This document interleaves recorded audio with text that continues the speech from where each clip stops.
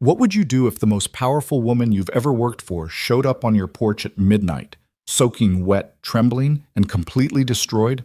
Not calling, not texting, just there, collapsed on a stranger's porch swing like a shipwreck that finally ran out of ocean. Ethan Cole stood in his doorway holding a half-eaten sandwich, staring at the woman who had once made a room full of senior executives go dead silent with just a look. She wasn't silent now. She was shaking. And somewhere behind her, a battered suitcase sat in the dark like a period at the end of a sentence nobody wanted to finish. This is the story of how everything fell apart and what grew in the wreckage. If this story finds something in you, hit that like button, drop a comment with the city you're watching from. I want to see exactly how far this has traveled. Now stay with me.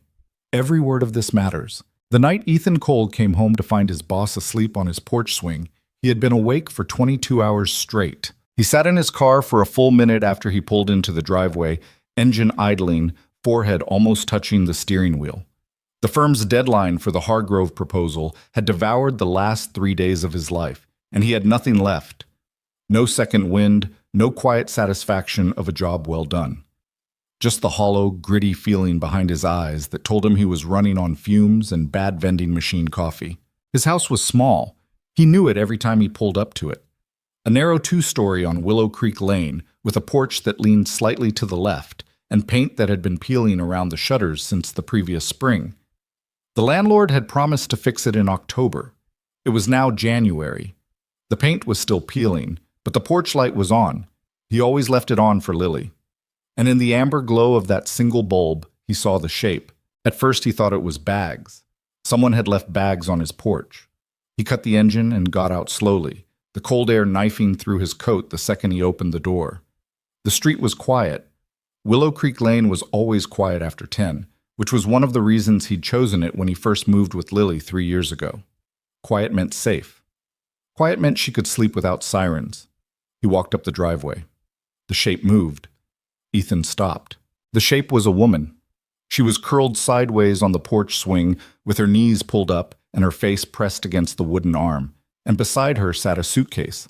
A nice one, Italian leather by the look of it, though the corner had been bashed in and one of the wheels was cracked clean off. Her coat was dark and expensive. Her shoes had 3-inch heels and were completely wrong for January.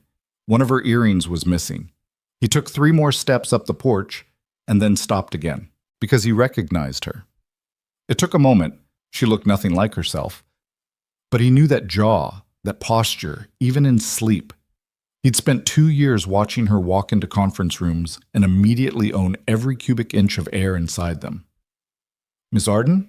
She didn't move. "Ms. Arden."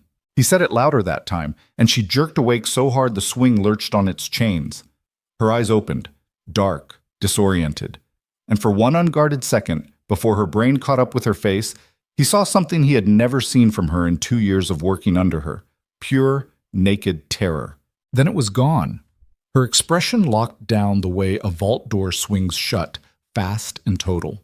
She sat up straight and put both feet on the ground and looked at him the way she always looked at junior architects, like she was measuring whether they were worth the next 3 seconds of her attention. "Ethan."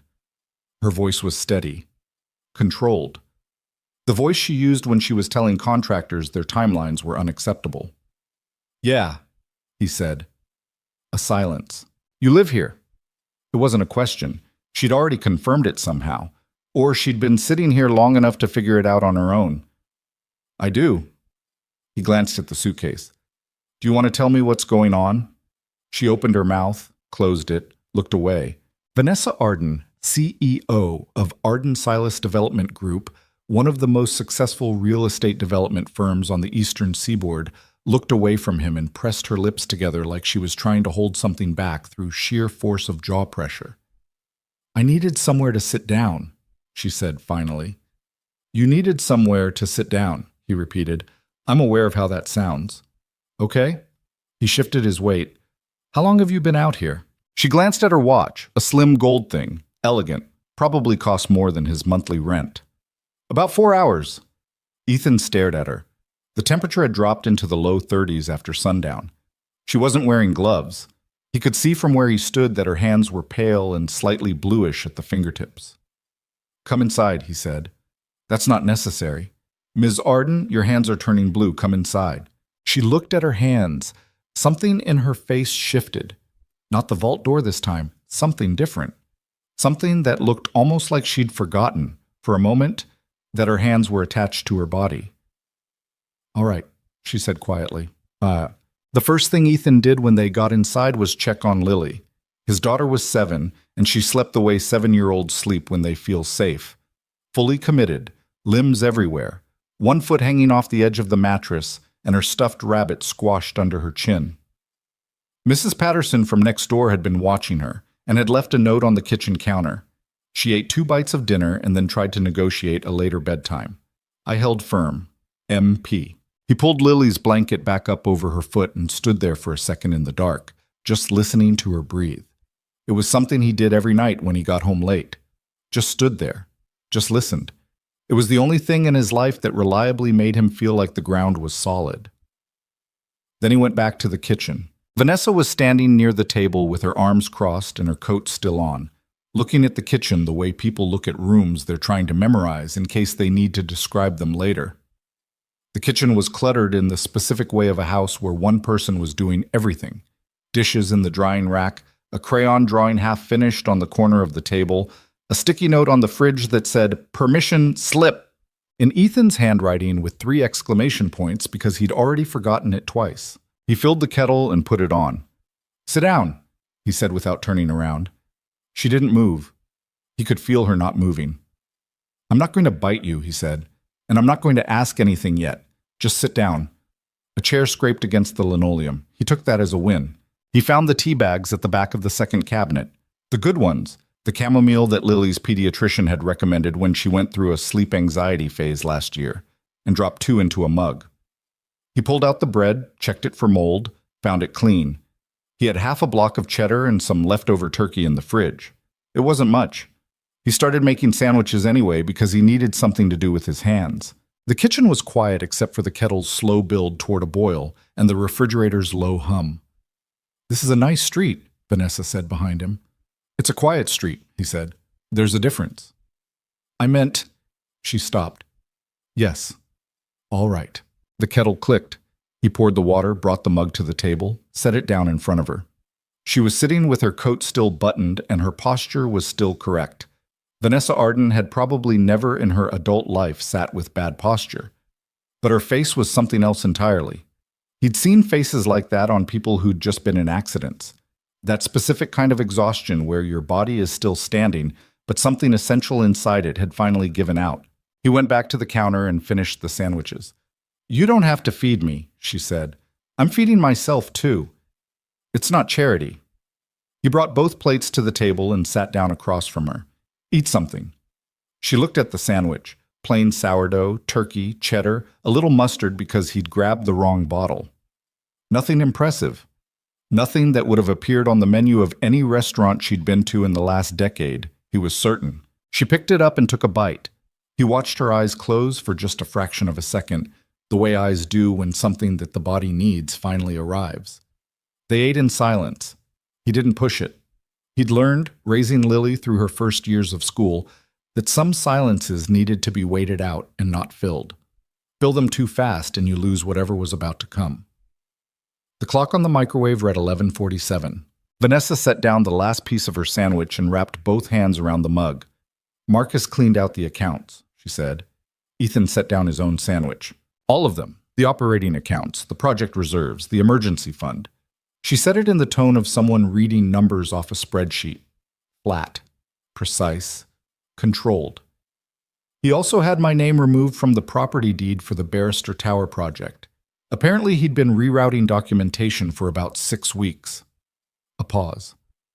"I found out today. My bank card stopped working at lunch." The refrigerator hummed. "Marcus Silas," Ethan said. "My business partner of 11 years. Yes. Ethan stopped himself from finishing the sentence because there wasn't a word that was clean enough for what he wanted to say. "How much?" She looked at the mug. "Enough that I can't pay the lease on the penthouse. Enough that the firm's credit lines are frozen pending investigation. Enough that I had to—" She stopped again. Her jaw moved. I had to leave the building today. Security held the door. Very politely. Another pause. I've been walking since 4 o'clock. In those shoes? She looked down at her heels. I wasn't dressed for a financial catastrophe. It wasn't funny, but something in the way she said it, the dry, stripped-down matter-of-factness of it, made something in Ethan's chest crack just slightly. Did you call anyone? He asked. I called my attorney. She's working on it. Her voice didn't change. My friends, the ones I thought were friends, stopped answering after they heard, which was faster than I expected, actually. Usually these things take a day or two. She took a sip of tea. I came here because I drive this street sometimes, on the way to the Kellerman site, and I knew you lived here because I signed your lease assistance paperwork when you joined the firm 3 years ago. I remembered the address. Ethan looked at her. You remembered my address from paperwork you signed 3 years ago. I remember most things. A ghost of something crossed her face. It's the only reason Marcus didn't get away with it sooner. I noticed the numbers. She set the mug down carefully. I don't know why I came here specifically. I want you to know that. I wasn't planning to knock. I just sat down for a moment, and then I suppose I fell asleep. Something in her face shifted. Please don't call anyone. I'm asking you not to. I wasn't going to. She looked at him. Really looked at him, for the first time since she'd sat down, like she was recalibrating something. Why not? She asked. He thought about it. Because you asked me not to. That's the whole reason? It's a good enough reason. She stared at him a moment longer, and then she looked away back at the mug, and he saw her throat move as she swallowed. All right, she said quietly. He set her up in the guest room. It was a small room with a full-size bed and a navy quilt that his mother had sent the previous Christmas, still in good shape because it had only been slept in 4 times. There was a lamp on the nightstand and a small dresser that currently held some of Lily's off-season clothes because it was the nearest available drawer space, but he cleared 3 of the 4 drawers and stacked the folded things on the chair in the corner. He put a towel on the foot of the bed and a spare toothbrush, still in its packaging, on top of the towel. Bathroom's across the hall, he said. Lily gets up at 6:30, sometimes earlier. She's loud. Fair warning. Vanessa stood in the doorway with her damaged suitcase, looking at the room. The lamp was on. The navy quilt was turned down on one side because he'd done it automatically, the same way he did it for guests who stayed over. She looked at the turned-down quilt for a moment. You didn't have to— Good night, Ms. Arden. Vanessa, she said. Just like that. A correction without armor. He paused. In 2 years of working at Arden Silas, he had called her Ms. Arden so consistently that her first name now felt like something belonging to a different language, something you needed to have permission to speak. Good night, Vanessa, he said. She nodded once, stepped inside. He pulled the door most of the way closed. Not all the way, because Lily sometimes wandered at night, and he didn't want her walking into a closed door in the dark. He stood in the hallway for a second. Then he went to his own room, sat on the edge of his bed, and held his face in both hands for a while. He didn't sleep well, not because of her specifically, but because of the specific kind of alertness that comes with having someone new in the house. The way your sleeping brain keeps one eye open, tracking the unfamiliar, listening for sounds that don't belong to your normal inventory of nighttime noises. He heard her once, around 2 in the morning, the sound of the bathroom tap running for a few minutes, then stopping, then quiet. He was awake before Lily. He made coffee and stood at the kitchen counter while it brewed, looking out at the backyard in the early gray light. January had killed the garden his neighbor Mrs. Patterson maintained along the fence line. The birdbath was frozen over. His own yard was nothing but patchy winter grass and a rusted swing set that had come with the property and that Lily still used, inexplicably, as something to hang upside down from rather than swing on. He heard footsteps on the stairs. They were too careful to be Lily's. Lily descended stairs the way water descends them, all at once, without deliberation. Vanessa appeared into the kitchen doorway wearing the same blouse she'd had on yesterday, now slightly wrinkled, with her hair loose for the first time he'd ever seen it. It was darker than he'd registered, and longer. She wore it up at the office without exception, that precise low knot at the back of her neck that said, I have thought carefully about what I project. Loose, it fell to her shoulders and made her look like a different person. Younger. Or just more herself. Maybe? He couldn't tell yet. She looked at the coffee maker the way a person looks at oxygen after being underwater. Mugs are in the cabinet above the maker, he said, and moved to give her space. She poured a cup without speaking, stood at the counter with her back to him, both hands around the mug, staring at the frost on the back window. How do you take it? She said finally. He blinked. What? Your coffee. I poured the last of it. I can make more. Black. He paused. I've got a second bag. She moved to let him pass. He found the bag, started a new pot, and they stood on opposite sides of the kitchen for a moment, with the specific awkwardness of two people who have never shared a domestic space and aren't sure where the lines are. I need to tell you something, she said. Okay. I've been sleeping in the office. She said it to the window. Not just last night. For the past... A pause. 3 weeks. The penthouse lease was up for renewal, and I was trying to free up cash for the barrister situation. I thought I had more time to fix it. Another pause. The security team at the building knows. I asked them not to say anything. They've been...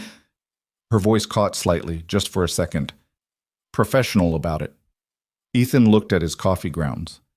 3 weeks, he said. 22 days. He thought about that.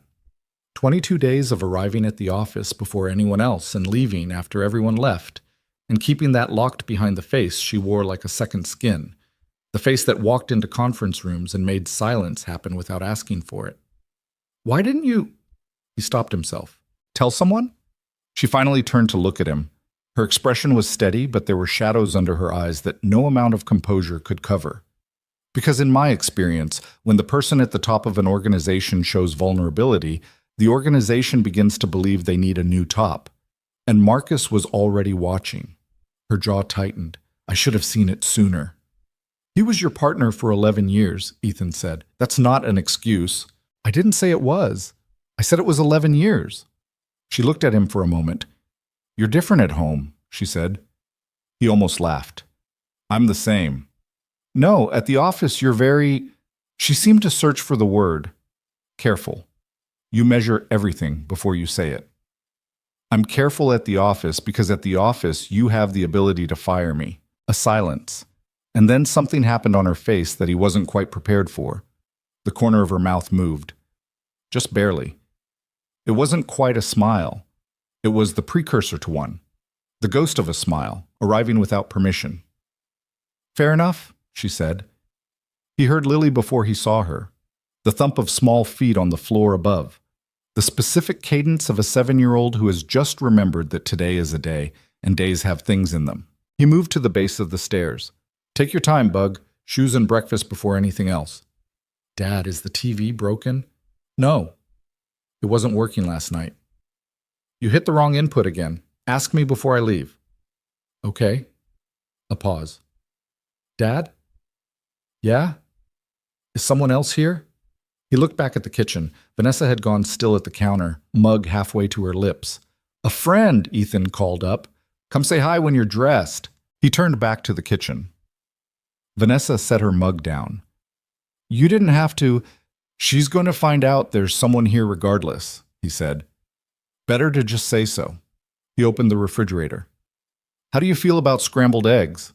She looked at him for a long moment. I haven't had scrambled eggs in probably 7 years, she said. Then you're due. Lily appeared in the kitchen doorway at 6:48 wearing her school uniform, the navy blue skirt with white tights and a red sweater that she wore over everything because she refused to acknowledge that red and navy were technically a color clash, and her hair in 2 lopsided pigtails that she had clearly done herself. She stopped in the doorway and looked at Vanessa with the uncomplicated directness of a child who has not yet learned that staring is rude. Vanessa looked back. Hi, Lily said. Hi, Vanessa said. What's your name? Vanessa. Lily turned this over. That's a grown-up name. I'm a grown-up. My name is Lily. She came further into the kitchen and climbed onto her usual chair, settling in with the ease of someone who owns this particular chair. Are you my dad's friend from work? Yes, Vanessa said. Do you build things too? Vanessa paused. Broadly speaking, yes. Lily seemed satisfied with broadly speaking, yes, because she turned her attention to Ethan with the efficiency of a 7-year-old whose priorities are aligned. Dad, can I have the eggs with the cheese inside this time? Yeah, grab the cheese from the bottom shelf. The orange kind or the white kind? Whichever's closer. She hopped off the chair and yanked open the refrigerator with both hands. Ethan glanced at Vanessa. She was watching Lily with an expression he couldn't immediately classify. Not quite wistful, not quite fond, something more complicated than either, something that looked like a person standing at a window looking at weather they hadn't expected. She's very, Vanessa started. Loud, Ethan said. I was going to say present. He considered that. Yeah, he said. She is. He drove Lily to school at 7:30, and for those 20 minutes he was entirely and exclusively her father, answering questions about whether dinosaurs could swim, adjudicating whether it counted as lying if you crossed your fingers while you said something, helping her find the permission slip he'd finally signed and folded into her backpack the previous night. When he got back, Vanessa was at the kitchen table. She had her phone out, but she wasn't looking at it. She was looking at Lily's unfinished drawing on the corner of the table. A house, crayon, with yellow windows and a sun that was more of an oval than a circle, and 3 figures in front of it that were recognizably a tall person, a shorter person, and what was probably supposed to be a dog, even though they didn't have a dog. She moved the phone when he came in, like she'd been caught. She's good, Vanessa said, nodding at the drawing. She draws houses because I talk about architecture too much. He sat down across from her, put his hands flat on the table. Tell me what you actually have left. She looked at him. Assets, he said, liquid or otherwise. What survived? A pause. She seemed to decide something. My car. It's in a garage on 5th, paid 6 months ahead. My personal savings account. Marcus didn't have access to that one. About $14,000.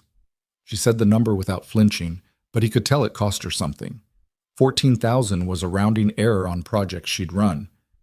My reputation? What's left of it? Another pause. And the clients? The ones who've been with me since before Marcus. A few of them have already called. Who? 3, possibly 4. The Delmont group called this morning. Before sunrise, actually. Holloway? A flicker of something in her expression. Nathan Holloway hasn't called yet. He nodded slowly. Holloway was the biggest fish, a private investor, old money, the kind of client who could rebuild a firm's reputation just by having his name associated with it. If Holloway stayed in Vanessa's corner, the rest would follow. If he didn't, it's still early, Ethan said. Yes, she agreed, in the tone of someone who has stopped relying on early. He was quiet for a moment. The clock on the microwave ticked forward. Outside, a car moved slowly down Willow Creek Lane. I want to show you something, he said. He got up and went to the drawer beside the fridge. The junk drawer, technically, the one that accumulated everything that didn't have a better place, and found the folder. It was a regular manila folder, the edges soft from handling, stuffed with papers and some printed renderings, and a few handwritten notes in the margins of printed pages. He set it on the table in front of her. She looked at it, then at him. Open it, he said. She opened it. The first page was a business plan. Not a polished one, not the kind that came out of presentation software with a firm's logo in the corner and perfect formatting. It was a working document. You could see where he'd changed his mind, where sections had been added and rearranged, where the margins had been filled in with second thoughts. But it was thorough. It was more thorough than it appeared. She read it without speaking. The clock moved. Somewhere down the street, a dog barked twice and stopped. She turned pages slowly. The plan. The financial projections. Conservative, which surprised her. The target client profiles. The design philosophy, which he'd written in plain language. Almost conversational. None of the language that real estate development firms use to impress each other. Homes that feel like decisions people made rather than products they purchased. Architecture with emotional vocabulary. Spaces that know what they're for. She turned the last page. How long have you been working on this? She asked. About 8 months. She looked at the folder. You were going to leave the firm. Yes. When? March. A pause. I gave myself until March to decide. I have a daughter and I'm the only income, so I needed to be. He stopped. I needed to be careful. She closed the folder. This is good, she said. It wasn't the compliment it might have sounded like, because she said it the same way she said everything, with specificity, without warmth for warmth's sake. It meant what it said, nothing more. I know, he said, but it needs capital you don't have. Yes. And contacts you don't yet have enough of. Also, yes. She put her hand flat on the folder, the one that was still slightly pale from the cold last night, the nails unpolished. She'd removed the polish at some point, maybe in the bathroom, at 2 a.m. What are you asking me? She said. I'm asking if you want to do this with me, he said. Not as my boss, not as an investor, as a partner, 50-50. She stared at him. You bring the reputation, the client relationships, and whatever operational knowledge a person accumulates running a 9-figure firm for a decade. I bring the design, the business structure, and apparently the office space. He glanced around the kitchen. Such as it is. Your kitchen, she said flatly. To start, yes. Another silence. This one was different. It wasn't waiting for something to come out. It was the sound of someone doing serious internal accounting. I've lost everything, she said, or close enough to it that the difference isn't worth measuring. My name has spent the last 12 hours becoming associated with financial scandal. You're asking me to attach that name to something new. I'm asking you to save it by building something worth saving it with. She looked at him for a long moment. The morning light was coming in through the kitchen window now, the particular thin January light that doesn't warm anything but makes edges very clear. I don't know if I can do this, she said, and she said it plainly, without apology, which told him it was true and that she was aware of it as a real risk, not a performance of humility. I don't know either, he said. But you can't sleep in an office indefinitely, and I can't open a firm by myself by March, and we're both sitting in this kitchen at 8 a.m. with nothing else scheduled. So, she looked at the folder. So, she said. Outside, the January light shifted slightly. The frozen birdbath caught it and threw it back. Down the street, the dog that had barked earlier began again, then gave it up. She didn't say yes, not right away. She sat back in the chair and she looked out the window at the dead winter garden and the rusted swing set and the stripped bare trees beyond the fence, and she held the mug of cooling coffee in both hands, like a person holding something they're trying to feel the shape of. Ethan didn't push it. He got up and washed the breakfast dishes and put them in the rack and found the bag of coffee filters for tomorrow morning and made a note on the grocery list about eggs because they were almost out. He was drying his hands on the dish towel when she spoke. I need one condition, she said. He turned around. I contribute equally to household expenses while I'm here. Her voice was back in its professional register, but not entirely. It wasn't quite back to what it had been yesterday at the office. Something in the frequencies had changed. Not as a guest, proportionally. Whatever the actual costs are, I want to carry my share. He thought about arguing. He decided not to. Deal, he said. She nodded, looked back at the folder. I want to revise the financial projections, she said. Yours are conservative to the point of pessimism. They're realistic. They're catastrophizing with better formatting. She pulled the folder toward her and opened it again. Do you have a calculator? He found one in the junk drawer, a physical one, a Texas Instruments he'd had since college. He set it on the table beside her. She looked at it. I haven't used one of these since graduate school, she said. Builds character. She looked up at him, and this time the corner of her mouth didn't just move. It completed the journey, brief, restrained, but real. Get your laptop, she said. He got his laptop. They worked until noon. She'd been right about the projections. Not that he'd catastrophized exactly, but that he'd been so cautious about appearing delusional that he'd underestimated what a firm with her network and his design capability could realistically generate in year one. She tore apart his numbers with the same focus she applied to everything, not unkindly, but without a single wasted motion. By the time they stopped for lunch, the plan on his screen was still recognizably his, but it was better, sharper. She had a way of seeing the financial structure of a thing that he simply didn't have, the same way she had apparently always seen balance sheets the way other people saw narrative, as a story that could be read for what it was actually saying between the numbers. You missed lunch, he said. She looked up from the screen. She'd been leaning forward slightly, one hand holding back her loose hair, the other working the trackpad. What? It's 12:15. You missed lunch. He set a plate beside her. He'd made soup from a can, nothing impressive, but warm. She looked at the plate like she'd briefly forgotten that lunch was a thing that happened. Thank you, she said. And then she actually ate, right there at the table with the laptop still open, spooning soup between thoughts. And something about it, the complete absence of performance in it, made him feel like he was seeing something he wasn't supposed to be seeing. Not private, exactly. Just real. What's the firm called? She asked. I hadn't fully decided. You need a name. I know. She ate another spoonful, looked at the ceiling for a second. Cole Arden, she said. Alphabetical. You did the work first. He shook his head. Arden Cole? Your name opens doors, mine doesn't. She started to argue. He could see it organizing on her face. Not as a favor, he said. As a business decision. Your name in the market is worth more than mine right now. We want to use every advantage we have. She closed her mouth. Considered. Arden Cole, she said. Arden Cole, he confirmed. She looked at the laptop screen, at the folder, at the soup.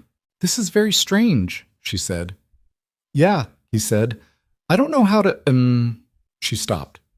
Started again. I'm not accustomed to... I know, he said. She looked at him. You don't have to explain it, he said. Just eat your soup. She ate her soup. Outside on Willow Creek Lane, the January cold held on, the way January always does, stubborn and specific.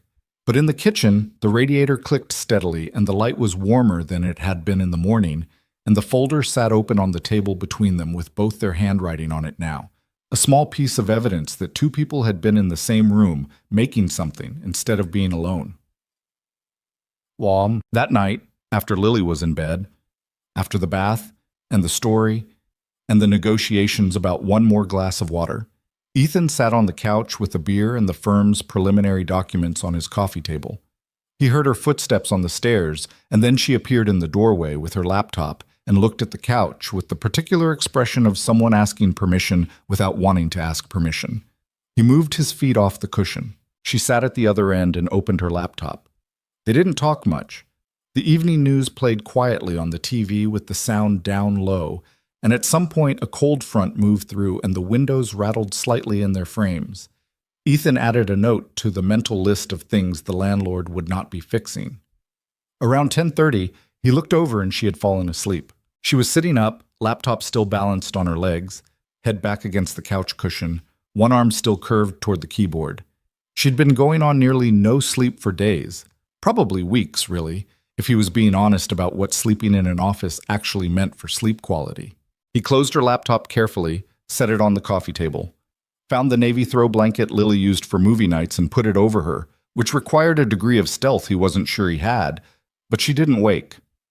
He turned off the living room light. He stood in the doorway for a second, in the dark, looking at the shape of her under the blue blanket on his couch. This woman who had walked into every room he'd ever been in with her, as though she were carrying the room's weather with her, who had signed his lease paperwork 3 years ago and never called him by his first name until 11:30 last night, who had memorized his address and come here because she was out of options, and also, he suspected, because something had known that here was a place that was not going to be worse. He turned off the hall light and went to bed. In the guest room, the room she would eventually move into properly, the room that in 6 months would have her notebooks on the dresser and her reading glasses on the nightstand. Her suitcase sat against the wall with the cracked wheel on the floor, still packed, the latches still done up. She hadn't unpacked. Not yet. But the light in the kitchen stayed on that night the way it always did. The small one above the stove, the one Ethan left burning for Lily in case she woke and needed to find her way. It lit the folder on the table, both their handwriting. One plan, the beginning of something that neither of them had names for yet. The folder was still on the kitchen table when Ethan came downstairs the next morning. He noticed it before he noticed anything else. Before the coffee maker, before the gray light coming through the window, before the sound of water running somewhere upstairs. It was still open to the page where they'd stopped, and there were new handwritten notes in the margins that hadn't been there when he went to bed. Her handwriting was nothing like what he would have guessed.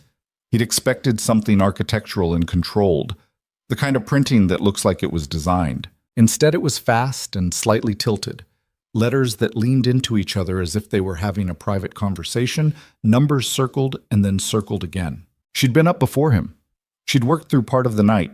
He stood in the kitchen in his socks looking at the folder and felt something he didn't have a clean word for. Not quite gratitude. Not quite the thing that comes before concern. Something in between. The specific feeling of realizing that someone you thought you had at arm's length has quietly moved closer without either of you making a decision about it. He started the coffee. Upstairs, the water stopped. He heard footsteps, careful ones, and then silence. She was getting dressed, getting ready to face whatever the second day looked like, which was probably a version of the first day, but with fewer illusions left intact. By the time she appeared in the kitchen doorway, he had 2 mugs on the table and a pan heating on the stove. She was wearing the blouse again, pressed this time. She'd used the iron he'd forgotten he owned, the one at the back of the linen closet. Her hair was up. The knot was back.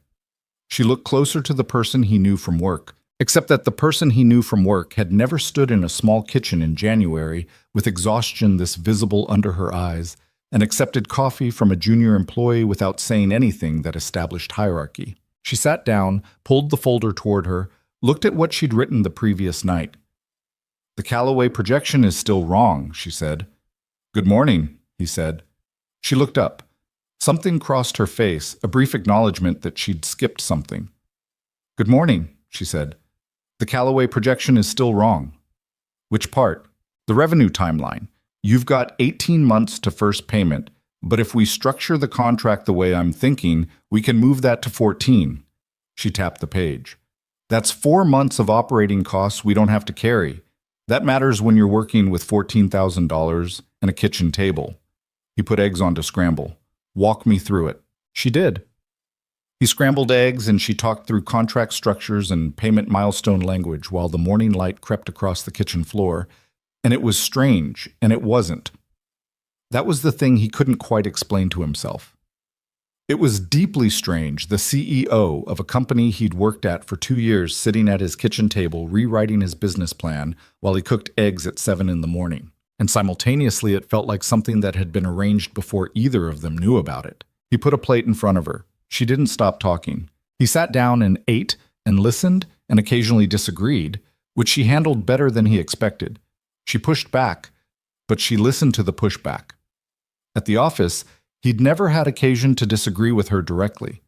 He'd seen her in meetings with senior partners, and the disagreements were always managed, always mediated through layers of professional distance. This was different. This was 2 people at a table, 4 feet apart, both with some skin in the game. "You're arguing for slower growth," she said. "I'm arguing for sustainable growth. There's a difference." In year 1, the difference between sustainable and slow is the difference between being taken seriously and being invisible. In year 1, the difference between fast and overextended is the difference between a firm and a bankruptcy. He pointed at the folder with his fork. "I've watched you run a 9-figure company. I know you know this." She was quiet for a moment. "I do know this," she said.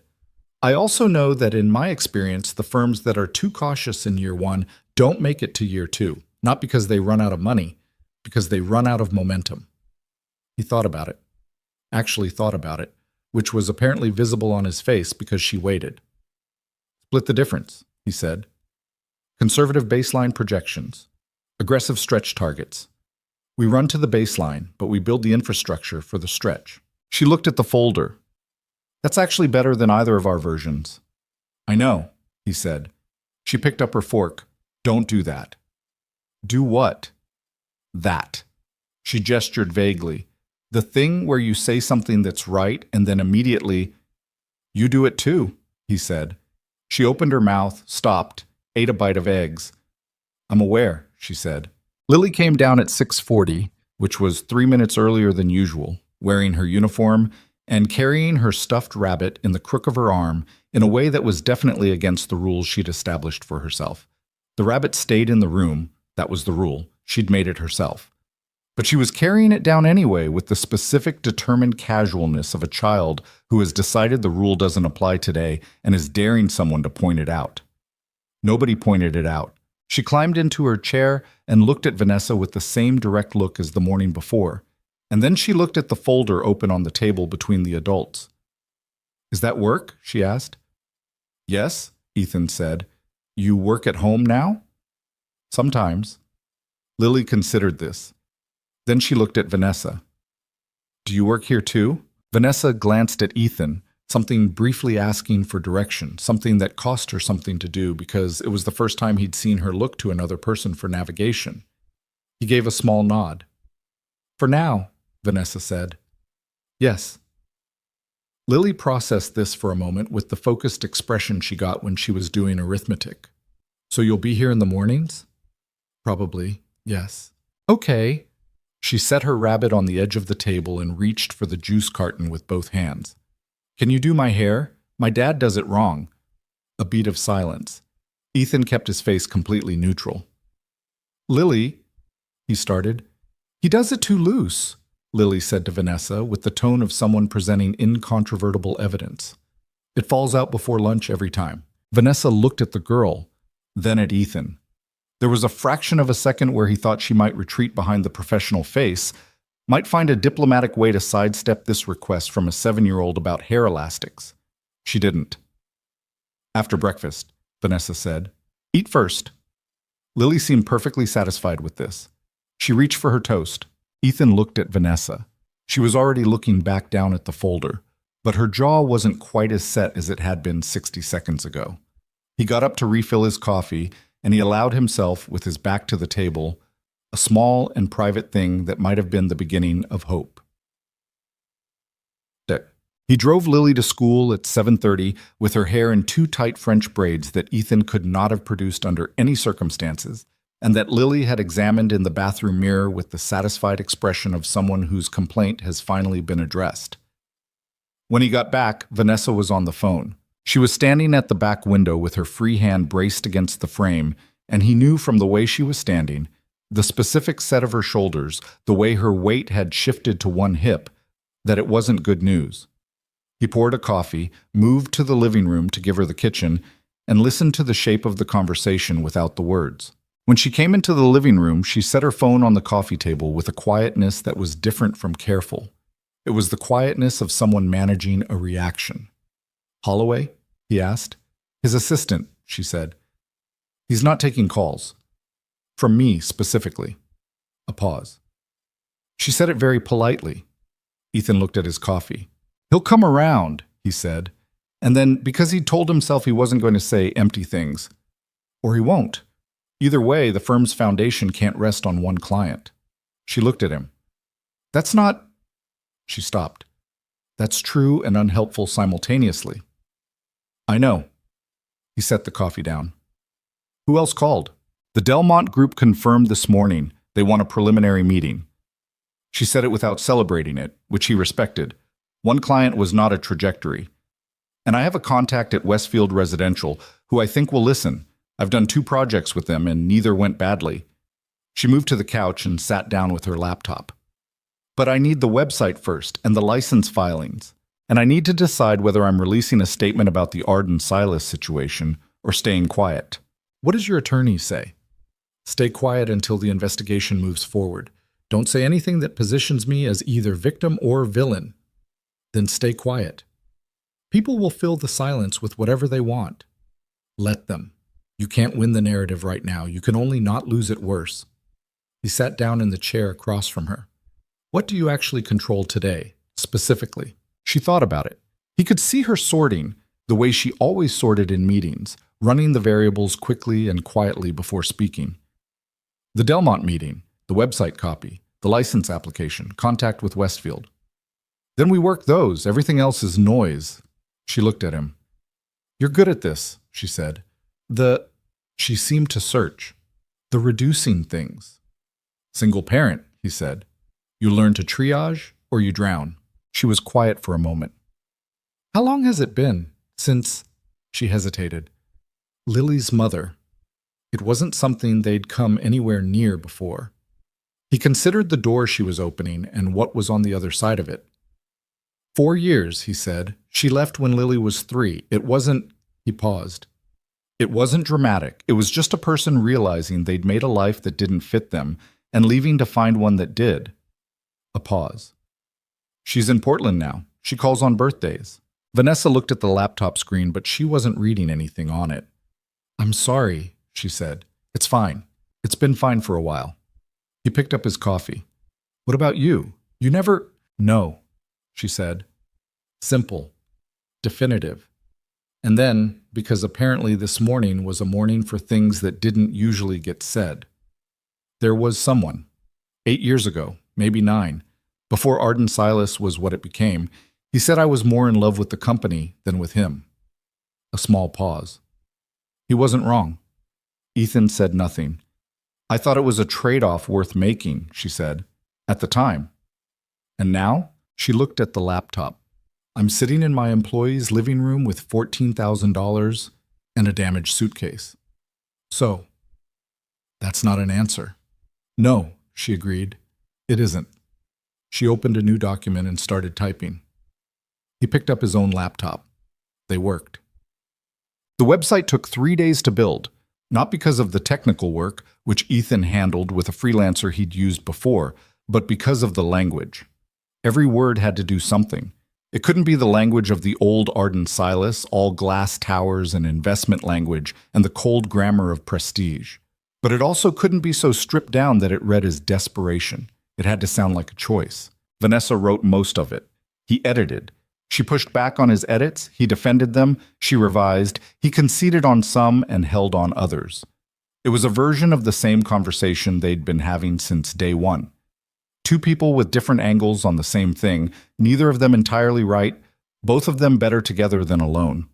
The fact that it was exhausting was something neither of them said out loud, but it was there as a way they'd both started getting coffee more frequently than usual, and in the increasingly long pauses before one of them typed something. On the 3rd night, she read the final homepage copy aloud to him. Not to get his approval. She did it because reading something aloud told you things about it that reading silently didn't, and she'd apparently always worked this way, though this was the first time he'd seen it. She sat on the couch with her legs tucked under her, and the laptop in her lap, and read in a voice that was lower than her professional register, more worn in, like a piece of furniture that's been used. Arden Cole designs homes that know what they're for. Not monuments, not statements, homes. The kind where you understand, walking through the door for the first time, that someone thought carefully about what you would need here. We build for people, not portfolios. If that's what you're looking for, we'd like to talk. She looked up. Well, she said. He had his arms crossed, and he was looking at the middle distance, which meant he was actually listening and not performing listening. It's good, he said. But? No but. It's good. He looked at her. It sounds like us. She looked at the screen. Something moved in her expression. Not quite relief, because relief implies you weren't sure, and she was usually sure. Something softer than that. It does, she said. The Delmont meeting was on a Tuesday, downtown, in a conference room on the 14th floor of a building Ethan had walked past 100 times without going inside. He wore the charcoal suit he kept for client presentations, and she wore— He didn't know when she'd managed it, whether she'd found something at the back of her suitcase or made a quick purchase somewhere on the way. A dark burgundy blazer he hadn't seen before, precise and deliberate. Not her former armor, but something new. Something chosen under current conditions rather than inherited from a former self. They took the elevator up together and stood side by side in the lobby outside the conference room, waiting to be let in. If they bring up Marcus, she said, you say the investigation is ongoing and you're not in a position to comment, and then you redirect. 2. The Kinsley House project, your track record with mixed income residential. Keep it concrete. She nodded. And if they ask about capitalization? Honest but forward-looking. We're lean by design. The work speaks before the balance sheet does. That sounds like spin. It's positioning. There's a difference. He straightened his jacket. And if they look at me and not you, I redirect, she said. You're a senior partner, not a junior attached to a damaged name. Right. She looked at the door. I hate this, she said. I know. I don't normally She stopped. I'm used to walking into a room and having already won it. You've still won most of them, he said, even the ones that felt uncertain. She looked at him sideways. I read your project history when I joined the firm, he said. You have a very long streak. She turned back to the door. Don't, she said. Don't what? Make me feel good about this right before I walk in. It makes it harder, not easier. He hadn't expected that. Why? Because when I feel good, I stop being careful. A pause. I need to be careful in there. He thought about that. Okay, he said. You look tired, and the presentation has a font inconsistency on slide 7. She turned to stare at him. Go be careful, he said. Something happened on her face, a suppressed thing, a thing that if it had been anyone else would have been a laugh. She turned back to the door and pressed her lips together. The font thing isn't funny, she said. I know. It's not there. I made it up. She exhaled.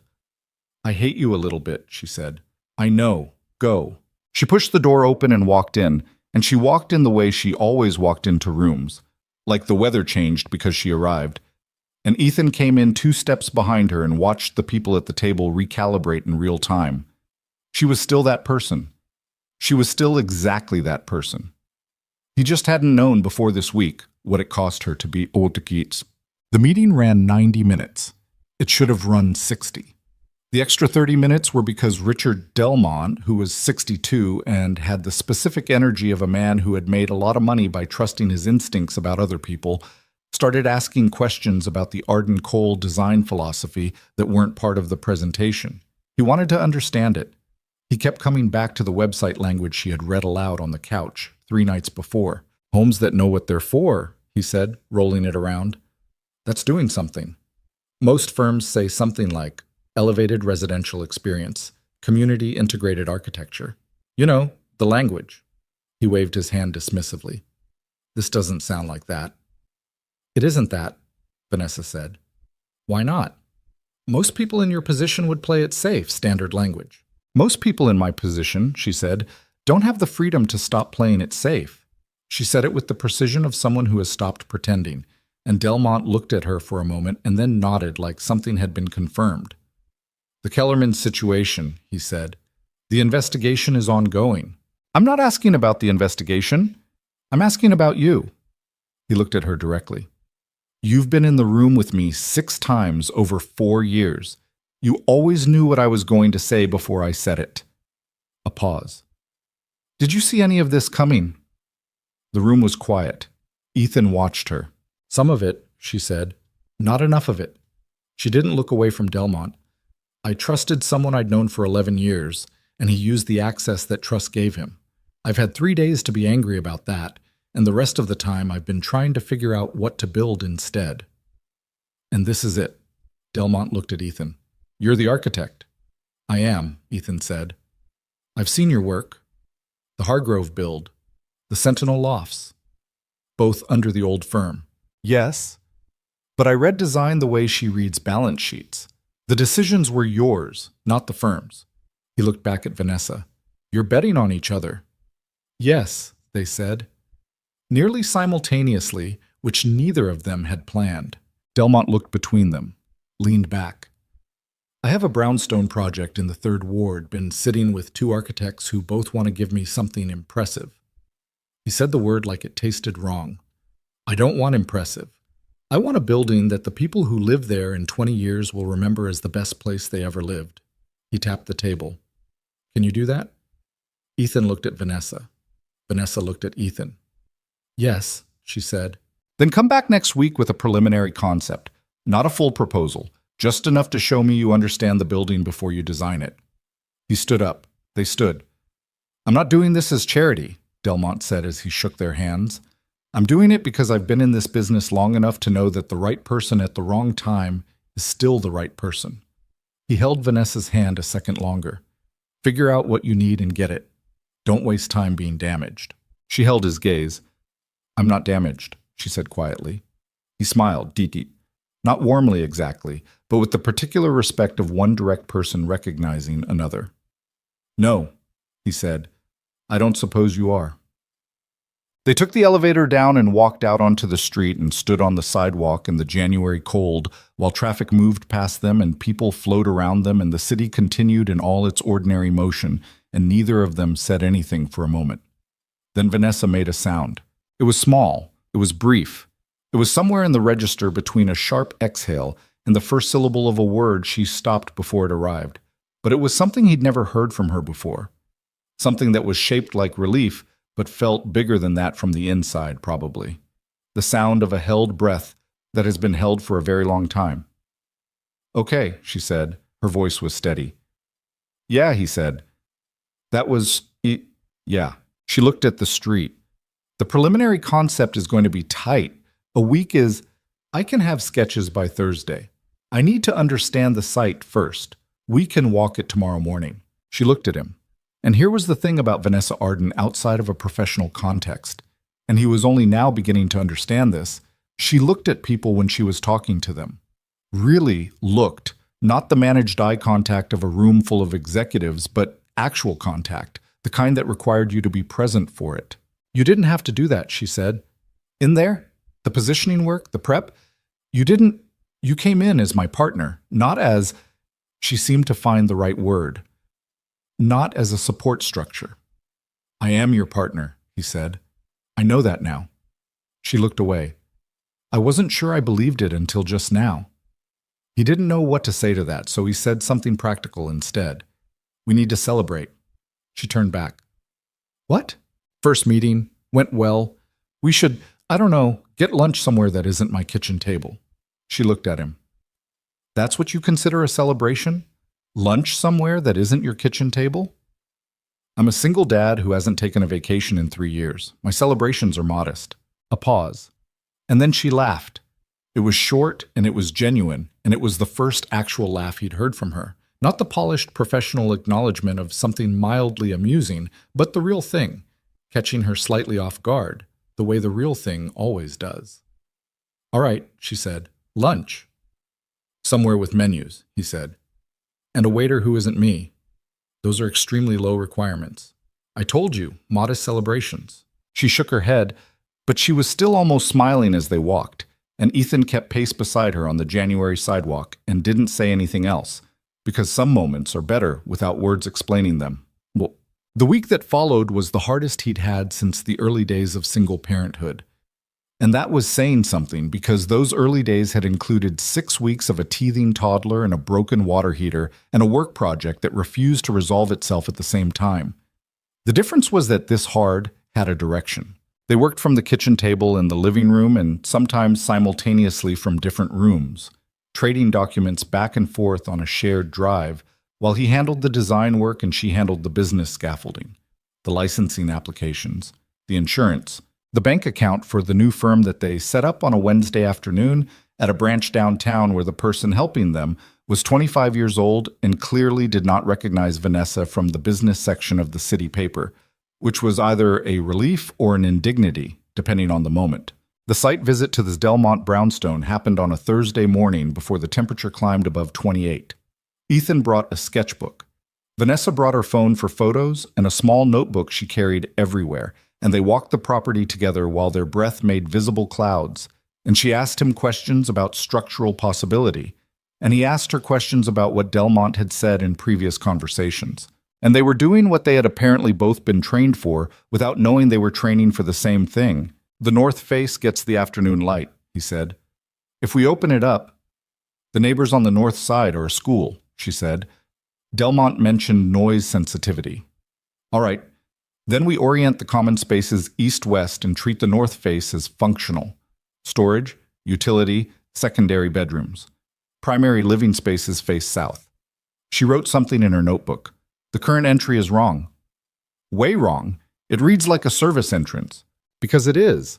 The building was a commercial space before the last conversion." She looked at the facade. "It has good bones." "The bones are the best thing about it."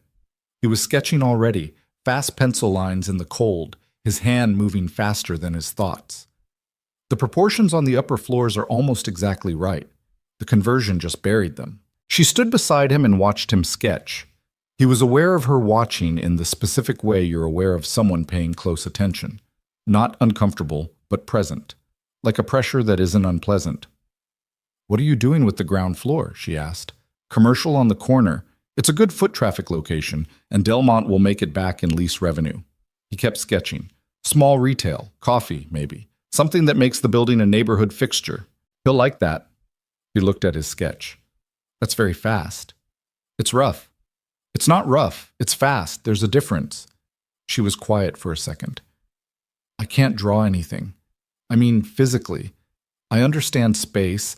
I can look at a plan and tell you what's wrong with it, but I can't generate it."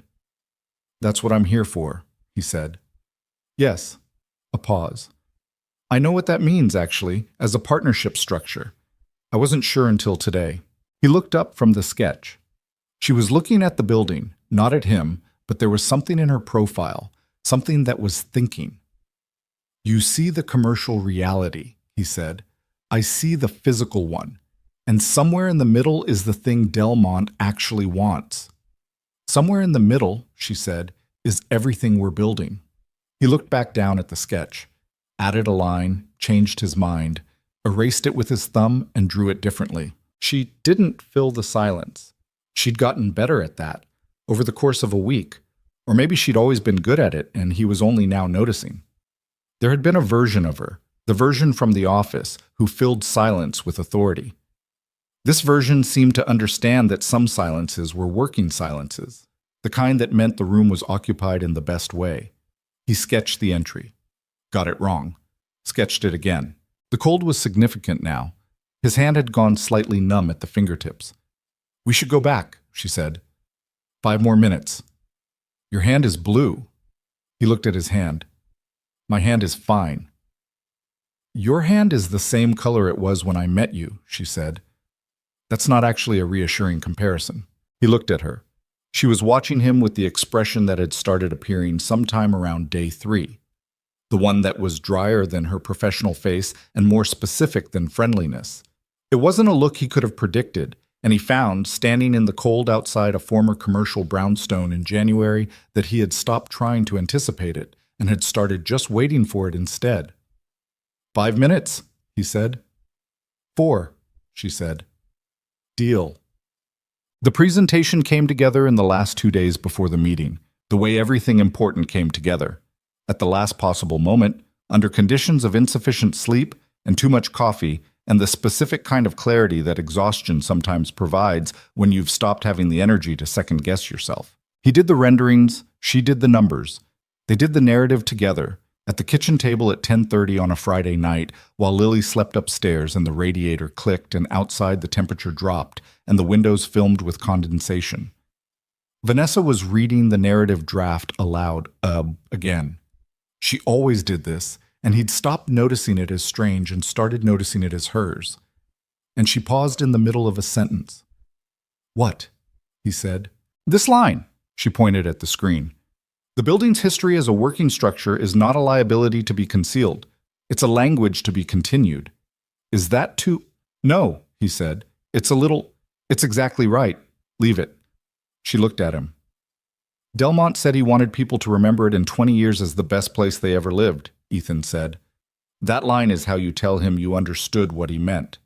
He looked at her. "Leave it." She looked at the screen for a moment. Then she moved on. They finished at 11:40. She saved the file, closed the laptop, sat back with the particular bonelessness of a person who has finished something and doesn't yet have the energy to transition to whatever comes next. "I need to tell you something," she said. He looked up from his own laptop. She wasn't looking at him. She was looking at the folder, the original one, the one that was still on the table because neither of them had moved it, the one with both their handwriting on it. "I've been thinking about what you said, when you offered me this." A pause. "I told you I didn't know if I could do it." "You did," he said. "I wasn't being modest, I was—" She stopped, started again. "I've been running something for a long time. A very large, very complicated, very visible something, and I was good at it, and it still fell apart." She put her hand flat on the folder. The thing I can't tell you, the thing I couldn't tell anyone at the firm, is that I'm not sure I trust my own judgment anymore. Since Marcus. I keep running the timeline backward and looking for the moment where I should have seen it, and I can't. I keep not finding it cleanly. He was quiet. I wanted you to know that, she said, because you're trusting me, and I think you deserve to know what you're actually trusting. He thought about what to say, and for a moment he thought about all the reassuring things, the things you're supposed to say when someone tells you they're uncertain. He didn't say those. I don't trust your judgment because I think it's infallible, he said. I trust it because I've watched how you work for 2 years, the way you read people, the way you read situations. He paused. You trusted Marcus for 11 years, and that turned out to be wrong. You've trusted 1,000 other things over a decade of running a complex organization, and most of those were right. He looked at the folder. One bad trust doesn't cancel all the good ones. She was quiet for a long moment. It doesn't feel like that from inside, she said. I know, he said. It never does. She looked at him. How do you know that? Because I stayed in a marriage for 2 years after I knew it was wrong, because I didn't trust what I was reading. He didn't look away from her. And then I was a single father at 29, and I was terrified of every decision for about 6 months. And I made some bad ones. A pause. And I made a lot of good ones. And eventually the ratio improved. She held his gaze for a long moment. The radiator clicked. The window condensation ran in a thin line down toward the sill. Okay, she said. Okay, he said. She picked up her laptop from the table, tucked the folder under her arm, and stood. I'm going to sleep, she said. The meeting is at 10. I know. Don't stay up revising things. I wasn't. You were going to.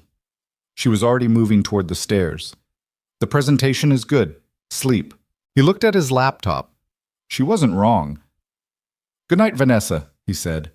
She paused at the bottom of the stairs. Not long. Just a beat. Good night, Ethan, she said. He listened to her footsteps go up. He heard at the top of the stairs the familiar quiet shift of her checking on Lily's door.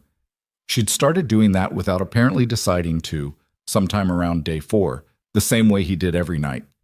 He didn't know if she was aware she'd started doing it. He closed his laptop. The folder sat on his table. Both handwritings. One plan. The beginning of something that now felt, 3 weeks after a woman appeared on his porch, with a broken suitcase wheel and no gloves, considerably less like a beginning and considerably more like a thing that had been quietly building itself while both of them were busy surviving. He turned off the kitchen light and went to bed. In the morning, they had a presentation to give, but tonight, on Willow Creek Lane, the house held them both. And Lily's rabbit on the stairs where she'd left it, and the condensation on the winter windows, and the 2 cold coffee cups in the drying rack, all the ordinary evidence of a life that had expanded without asking permission. The Delmont meeting went well. Not perfectly. Nothing went perfectly. And Ethan had stopped expecting it to around the same time. He stopped expecting sleep-deprived renderings to look exactly like the ones in his head, but well enough that Richard Delmont shook both their hands at the end with the kind of grip that means something, the kind that costs the person giving it something, and told them to start the formal contract process the following week. On the elevator down, Vanessa said nothing. Her face was composed, her posture correct, her hands at her sides. But when the elevator hit the lobby and the doors opened, she walked out ahead of him and went straight to the building's water fountain near the entrance. And she stood there for a second with her hand on the wall, not drinking, just standing. He came to stand beside her. Okay? He asked quietly. Yes. She straightened. I just needed a second. Take 2. She took 1.5, and then she turned around and looked at him with the expression he was starting to understand was her version of open. Not wide open, but unlocked, the way a door that's been sealed against weather will open when someone finally cuts through the seal. The brownstone is ours, she said. The brownstone is ours, he confirmed. She let out a breath. It was controlled even then. The breath, she couldn't quite seem to help that. But under the control there was something real and exhausted and relieved that he felt in his own chest by proximity. We should tell Lily, she said. He raised an eyebrow. You want to tell a 7-year-old about a brownstone contract? She's been eating dinner with us every night while we work on it. She drew a picture of it. Vanessa paused. She called it the big brick house. She asked if it was going to have good windows. He stared at her. She asked about the windows? She asked if the windows were going to be the kind that let in a lot of light. Apparently she prefers that kind. Ethan was quiet for a moment. She gets that from me. I know, Vanessa said. And the way she said it, evenly, almost gently, with the specific patience of someone who has been paying close attention, made him look away for a second at the glass lobby doors and the January street beyond them. Come on, he said. Let's go tell a 7-year-old about our brownstone contract. They walked out onto the street together, and this time the January air didn't feel the same as it had on every other January day. Something in it had changed, or maybe something in them had. February arrived without ceremony. The license came through on a Tuesday morning. Ethan was standing in the kitchen in his work clothes when the email notification arrived on his phone, and he read it twice without moving. And then he set the phone down on the counter and stood very still for a second. The way you stand when something you've wanted for a long time finally becomes real and you haven't quite caught up with it yet. Vanessa came downstairs with her laptop and found him standing there. What? She said. He picked up his phone and showed her the screen. She read it. He watched her face. She didn't react the way he might have expected. No exclamation, no immediate action. She handed the phone back, went to the coffee maker, poured a cup, and stood with both hands around it looking out the back window. We're a real firm, she said. We're a real firm, he said. A pause. I need to call the Westfield contact today, she said. I know. And we need to formalize the operating agreement before we move any money. Already sent the draft to your email last night. She turned from the window. When did you? After Lily went to bed. Around 11. She looked at him.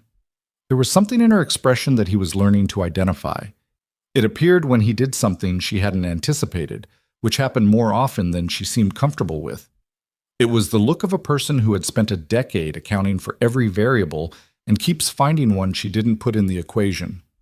Thank you, she said. You would have done it if I hadn't. Yes, but later. She moved toward the table. Later matters. He let that sit, because she was right. And because in the 5 weeks since she had shown up on his porch, one of the things he'd learned about Vanessa Arden was that she was right more often than was entirely comfortable, and the most functional response to that was to absorb it and move on rather than argue for argument's sake. They were good at that now, moving on. They'd built something like a rhythm, not the frictionless kind, because there was still friction, plenty of it. The kind that comes when two strong-willed people with different working styles try to occupy the same professional space. But friction that was productive. Friction that made the work better. What he hadn't accounted for was what happened to friction when it stopped being purely professional. It started so gradually he couldn't have said when exactly.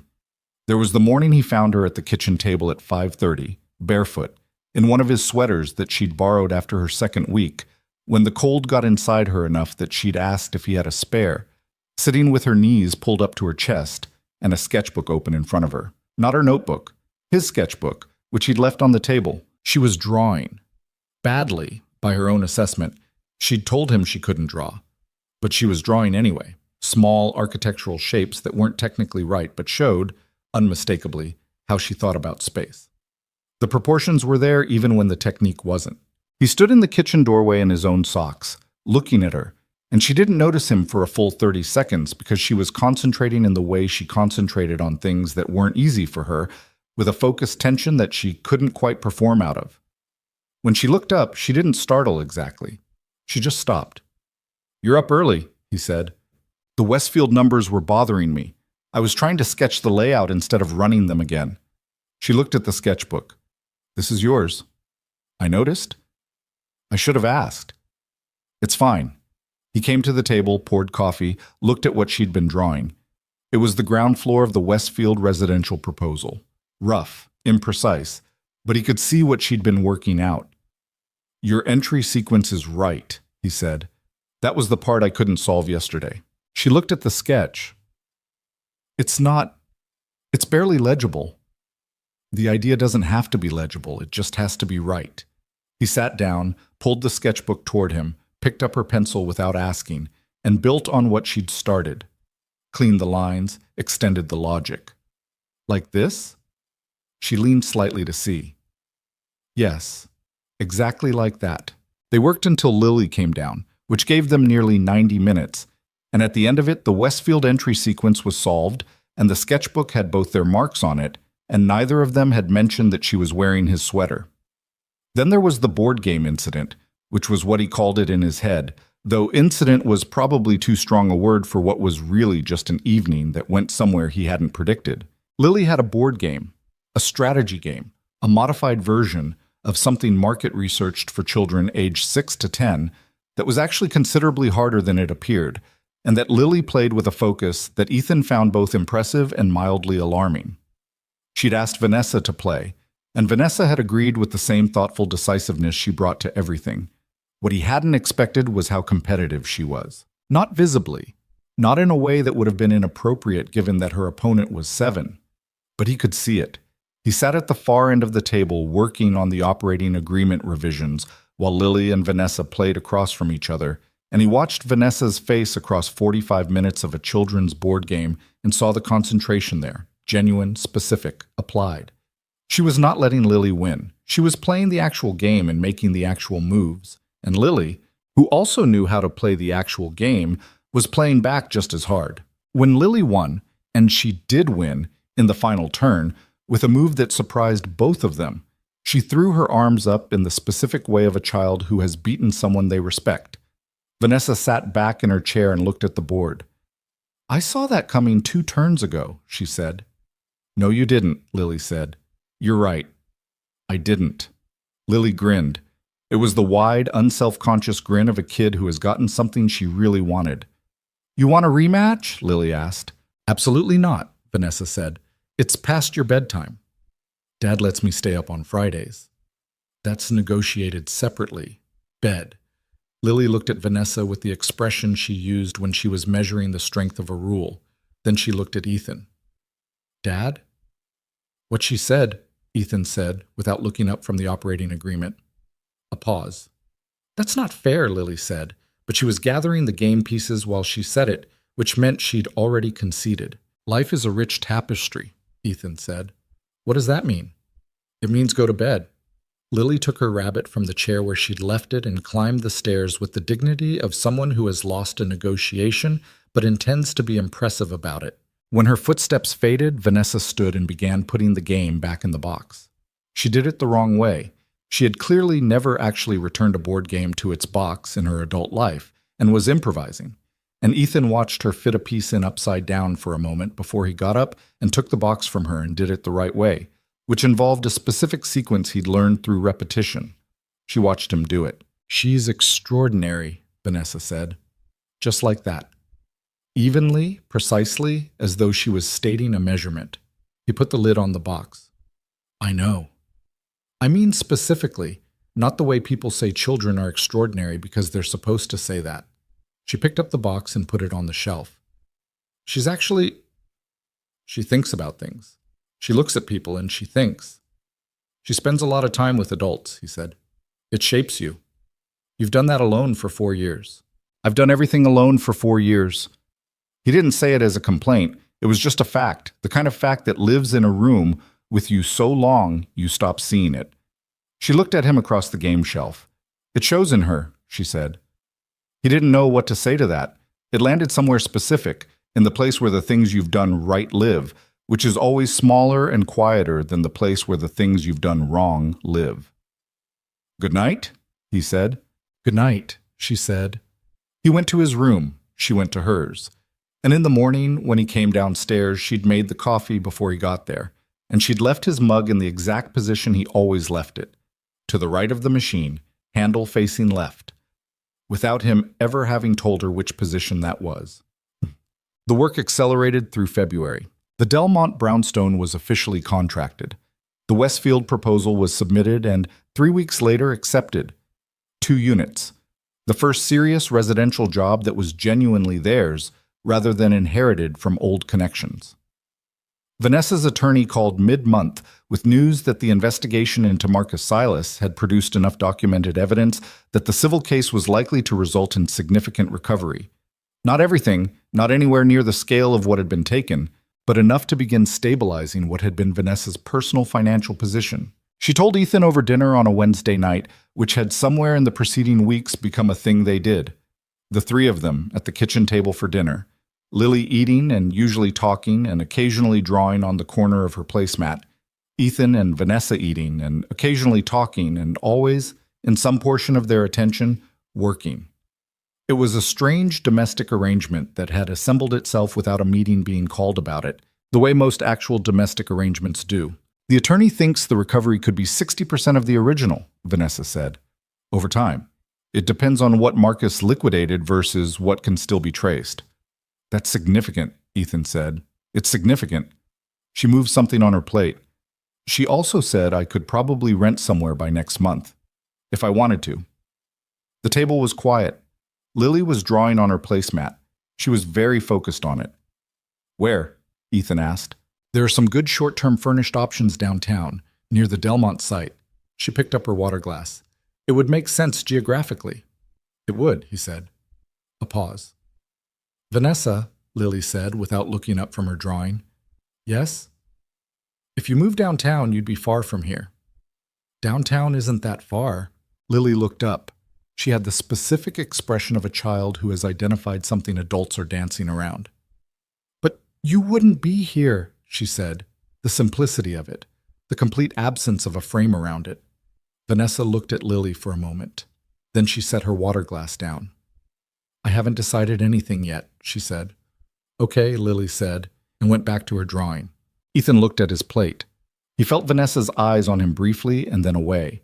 Neither of them said anything more about it that night, and the subject moved on to the Westfield timeline and Lily's upcoming school project on weather systems and whether it was going to rain on Saturday, and everything continued normally, the way everything always continued, even when something was sitting in the middle of the table that everyone was eating around.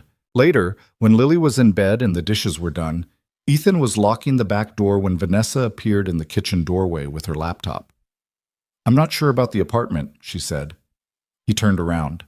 She was leaning against the doorframe with her arms loosely crossed, and there was something in her posture that he recognized now. The particular configuration she wore when she was being more honest than comfortable. I don't want you to stay because Lily asked you to, he said carefully. That's not... She stopped. That's not why I'm unsure. Then why? She looked at him for a moment. Because this... She moved one hand slightly, a gesture that encompassed the kitchen and the house, and presumably the entire arrangement. This works, and I'm not certain moving downtown changes the professional structure in any meaningful way. And I'm uncertain enough about my own judgment at the moment that I don't want to move something that works because I'm supposed to want my own space. He was quiet. That's a very logical framing. Yes, she said. I'm aware. Is it the actual reason? She looked at him, looked away. Partially, she said. He nodded. He didn't push it. The guest room's not going anywhere, he said. She looked at him for a moment longer. All right, she said. She went to the living room. He heard the couch settle, the laptop open. He finished locking the back door, turned off the overhead light, left the stove light on the way he always did. She was staying, not because she'd decided to, and not because it was simple. She was staying because it made sense, and because sense was what she trusted when everything else was in question, and because sometimes the truest things are the ones that arrive without a better explanation than this works, and I'm not sure I'm ready to find out what happens when it doesn't. What? Nathan Holloway called on a Thursday at 2 in the afternoon. Vanessa was at the table with the Westfield elevation drawings when her phone lit up, and Ethan was in the living room running measurements on the Delmont floor plan when he heard her stop moving. Full stop. The specific silence of someone who has seen something they weren't prepared to see. He came to the kitchen doorway. She was looking at the phone. She picked it up on the third ring. Nathan. Her voice was the professional voice, but underneath it was something taut. Yes, I'm well. A pause. I appreciate you calling. Another pause. Longer. I understand. She turned slightly away from the door, but he could still see her profile, the way the phone call was working on her face, the careful neutrality, the listening, the specific rigidity that meant the listening was costing her. She talked for about 8 minutes. When she hung up, she set the phone on the table and stood with her hands flat on either side of it. "Well," he said, "he wants a meeting." She kept her eyes on the table. "He said he waited to call because he wanted to see how the Delmont relationship developed after we contracted." She paused. "He has a project, a residential community development, mixed income, 48 units outside the city. He said he's been looking for someone who understands what a home actually needs to feel like." Ethan was very still. "He read the website," she said. "The website." "The line. Homes that know what they're for." She finally looked up. He said it was the first time he'd read developer copy that sounded like someone meant it. Ethan sat down in his chair slowly. "That's Holloway," he said. "Yes. That's—" He stopped, put his hands on the table. "That's the meeting that changes the trajectory." "Yes." She sat down across from him. There were shadows under her eyes. There were always shadows under her eyes now. The accumulated deficit of weeks of late nights and early mornings. But underneath them, something was burning that hadn't been there when he found her on the porch swing in January. Something that looked like a person finding out they still exist. "You okay?" he asked. "I don't—" She stopped, started again. "I'd written him off. After he didn't call. I built the model without him. I thought I'd made peace with it. And apparently I hadn't." She put one hand briefly over her mouth, an unusual gesture for her, a crack in the composure that she didn't move to repair. "I thought I'd destroyed it. Everything, the reputation, the relationships, the track record. I thought Marcus had taken all of that too." "He took the money," Ethan said. "He couldn't take what you built with it." She looked at him. "The money was the vehicle," he said, "not the road." She was quiet for a moment. "That's a terrible metaphor," she said. "It's a fine metaphor." "It really isn't." "The point stands." She looked at the phone. "The Holloway meeting is next Tuesday." "I know. I want to go in with something real, not just the brownstone, something that shows we understand scale, that we can think beyond a single building." "I've been working on something," he said. "Community layout concepts. I started them about 3 weeks ago, actually. Speculative, that I didn't know if we'd ever have a reason to use them." She looked at him. "You were working 3 weeks ahead." "I had a feeling." "About what?" He thought about how to say it. "About the direction," he said finally. "About where we were going." She held his gaze for a moment. There was something in that look that had been accumulating for weeks. Something neither of them had named or moved toward or away from. Something that lived in the kitchen at 5:30 in the morning, and in the reading of copy aloud from a couch, and in the specific way she'd been placing his coffee mug without being told. "Show me the concepts," she said. He got his laptop. The Holloway meeting was downtown, in a building that was considerably nicer than the Delmont one, in a conference room that had the specific quiet of old money that doesn't need to announce itself. Holloway was 68. He was compact and white-haired, and he looked at people for long enough to make most people uncomfortable, which was probably the point. He looked at Ethan first, then at Vanessa, then at the presentation materials, and then back at both of them together. "I heard you were working out of a house," he said. "We are," Vanessa said. "Whose?" "Mine," Ethan said. Holloway looked at him. "How's that working?" "Well enough to put this in front of you," Ethan said. Holloway almost smiled. "All right." He looked at the presentation. "Walk me through it." They did. It was different from the Delmont meeting. The stakes were different. The scale was different. The specific kind of attention in the room was different. Holloway asked harder questions. He challenged the density model. He pushed back on the community space allocation. He wanted to know specifically why they'd made every significant design choice rather than accepting that it was good. Ethan answered most of the design questions. Vanessa answered the structural and financial ones. But the back and forth between them, the moments when she built on something he said, when he caught a thread from her and extended it, when they adjusted to each other without breaking stride, Holloway watched all of it. Near the end, he stopped them. You've been partners for how long? He asked. They looked at each other. About 2 months, Vanessa said. No, Holloway said. He shook his head slightly. No, you haven't. A pause. I've watched a lot of partnerships, he said. The kind that work and the kind that don't. The kind that work have a grammar, the way they finish each other's thoughts without completing each other's sentences, the way they disagree without breaking. He looked at both of them. You don't build that in 2 months. Neither of them said anything. I'm not asking, Holloway said. I'm observing. He looked back at the presentation. The 48-unit community development. I want Arden Cole on it. The room went quiet with a different quality than before. The contract would be contingent on a site visit and a full proposal within 30 days, he continued. I understand you're lean. I'm prepared to structure milestone payments to accommodate operating cash flow. He looked at Ethan. That's not charity. I've done this with every small firm I've worked with who I thought was worth it. The ones who resented it didn't last. The ones who understood it were fine. We understand it, Ethan said. Holloway nodded, looked at Vanessa. Marcus was at the firm 11 years. Yes, she said. And you built everything they had in that time. We did, she said. And now you're building this. Yes.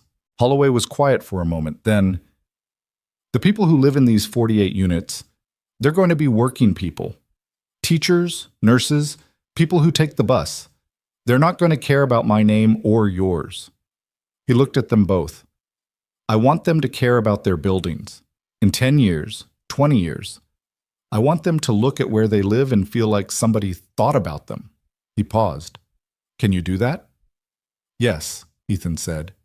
Yes, Vanessa said. Holloway looked between them one more time. That long, deliberate look. Then let's get the paperwork started, he said.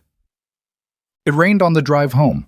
Not the polite February rain of intermittent drizzle, but the hard, sustained kind that makes the city look like it's been rinsed of something, that turns headlights into impressionist smears and makes the wipers struggle. Ethan drove. Vanessa sat in the passenger seat looking out at the rain, and the radio was low. Some station playing older music, the kind that fills space without demanding attention. And the heater was working for once without the slight rattling sound it usually made. He's right, you know, she said. He glanced at her. About what specifically? The grammar. She kept looking at the rain.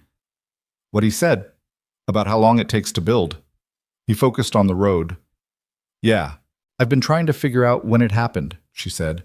Approximately. When what happened? She was quiet for a moment. When this stopped being an emergency arrangement and became something else. The wipers went back and forth. The rain hit the windshield in patterns. I don't know exactly, he said. Nor do I. She shifted in her seat. That's not reassuring. Why do you need it to be reassuring? Because I generally prefer to know the things that are happening to me, she said, when they're happening, so I can decide how to... She stopped. How to manage them, he finished. I was going to say something less clinical than that. Were you? She turned her head and looked at him. He kept his eyes on the road. You're doing that thing again, she said. What thing? The thing where you're right but pretending not to be. I'm not pretending anything. I'm driving in the rain. She turned back to the window. I'm not accustomed to not knowing things, she said, more quietly now, more honest. I'm not good at it. Nobody is. Some people seem to be. Those people have just made peace with it. It still feels the same. She was quiet for long enough that he thought she might let it go. Then, is this something you're thinking about? He was careful about how he answered. Yes, he said. It's something I'm thinking about. For how long? A while. A pause. You first. She made a small sound. You can't call that on a person. I just did. Ethan. Vanessa. A silence. The rain eased slightly. The wipers found a slower rhythm. I don't know how to do this, she said finally. Whatever this is. I know how to run a company. I know how to walk into a room and make it pay attention. I know the difference between a load-bearing wall and a decorative one. A pause. I don't know how to... She stopped again. The last time I tried, I was better at the company than I was at the person. I know, he said. You weren't there for that. No, but you told me. He glanced at her. 8 years ago, before the company became what it became. She looked at her hands in her lap. I'm not the same person I was before I came to your porch, she said. I know. I'm not sure if I'm better or just different. I can't tell from inside. From outside, he said carefully. You're better. You're also harder to be around because you're more... He searched. More present. More of it is actually there. It makes things more complicated, she said. I was going to say real, he said. She looked at him. He felt it, the way you feel something at the edge of your vision, not quite seen, but fully aware. Pull over, she said. We're almost... Pull over, Ethan. He pulled over. A quiet street. The rain still coming down, the radio still low. He cut the blinker and put the car in park and looked at her. She was looking back. I need you to know something before this. Before whatever is happening continues happening without being named, she said. I need you to know that I understand what's here, what's at stake. Lily, the firm, the... She stopped. Everything. I know, he said, and I need you to know that I'm not... She pressed her lips together briefly. I'm not using this. I'm not...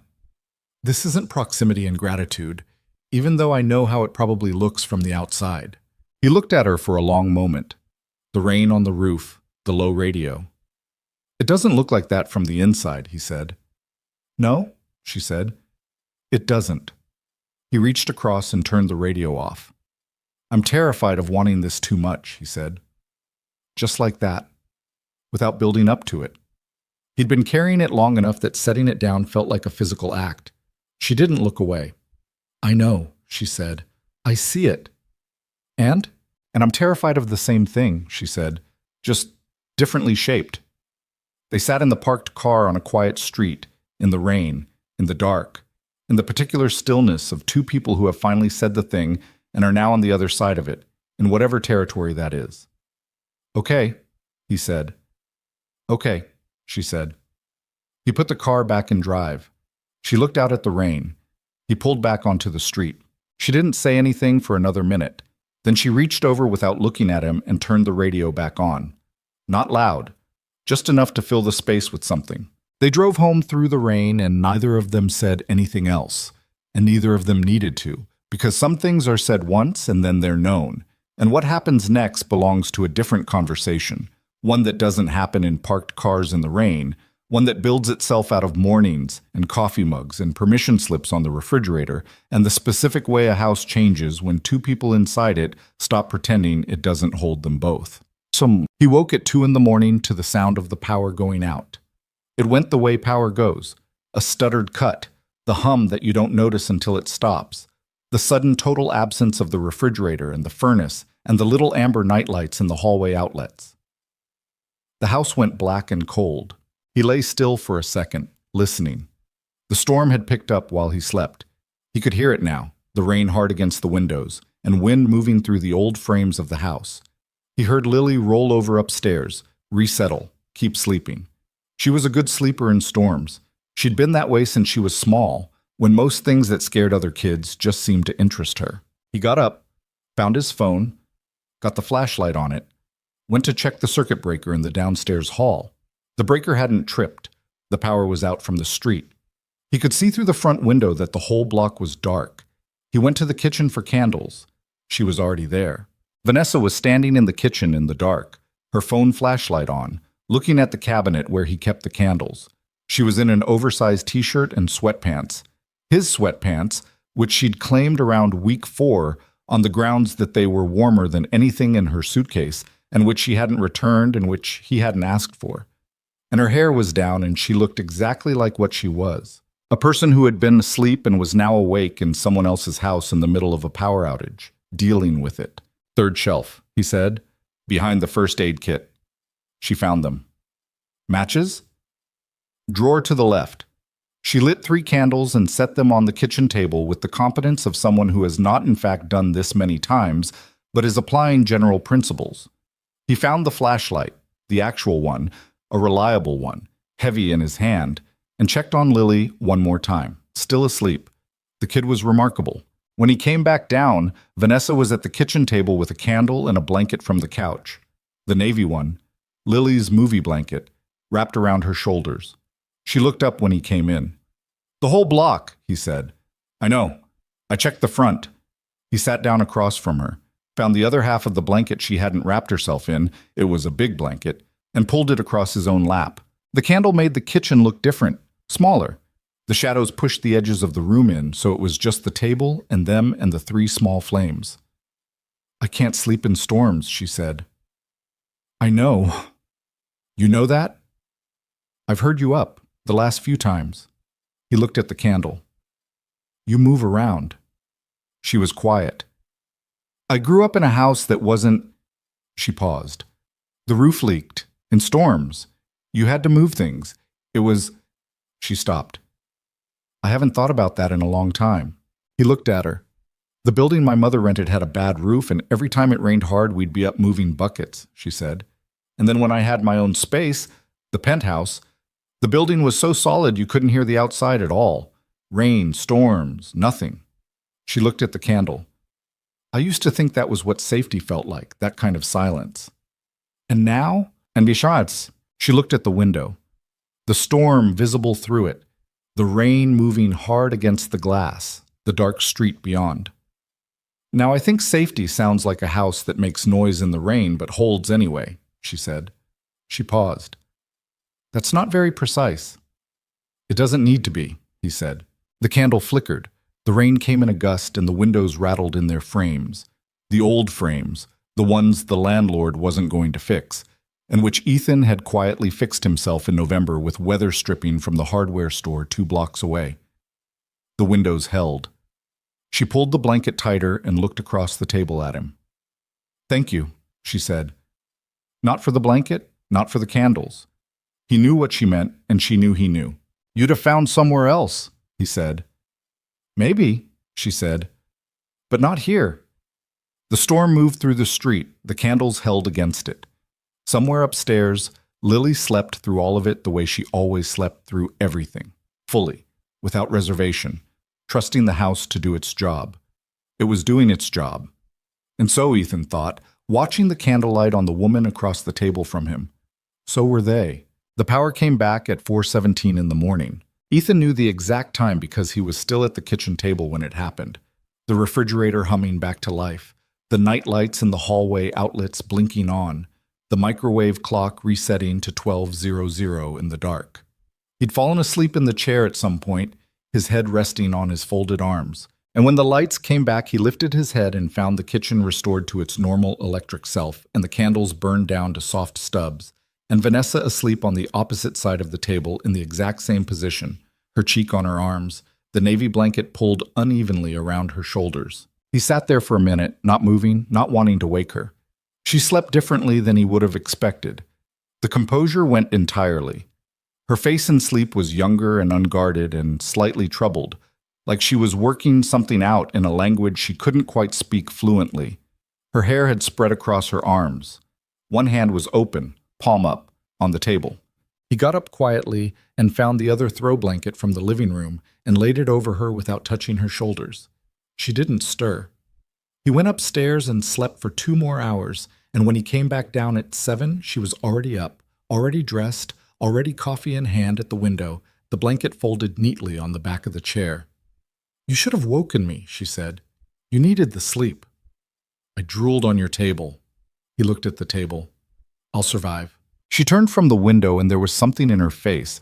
Not embarrassment exactly, because she wasn't built for embarrassment in the conventional sense, but something adjacent to it, the particular self-consciousness of having been seen in a state she hadn't curated. "The storm took out 3 sites," she said, returning to the familiar ground of work. "I got an email from the Delmont contractor. The scaffolding on the north face needs to be reset before they can pour Thursday. Is that a week's delay? Maybe 4 days? I'm going to call them at 8. Okay?" He started breakfast. "The Holloway site visit is still on for Saturday." "I know." She moved to the table with her coffee, sat down, looked at the folder. It was still there, still on the table, had been there for 2 months now, neither of them moving it because it had become a kind of fixed point, the artifact of the beginning. The presentation for Saturday needs the updated community space renders. I have them. I finished them Wednesday night. She looked up. Why didn't you say? Because you were on the phone with Westfield, and then Lily needed help with her weather project, and then it was 10 o'clock. She looked at him steadily. You don't have to wait for me to ask. I know. He cracked eggs into the pan. I like watching you ask. A beat of silence. That's... She stopped. Too honest? He said. Surprisingly, she said. He kept his back to her, kept working the eggs. You want to see the renders after breakfast? Yes, she said. And then, more quietly, and I don't mind that you stayed up. He didn't respond to that, but his shoulders did something. A small release, something that had been slightly held. She saw it.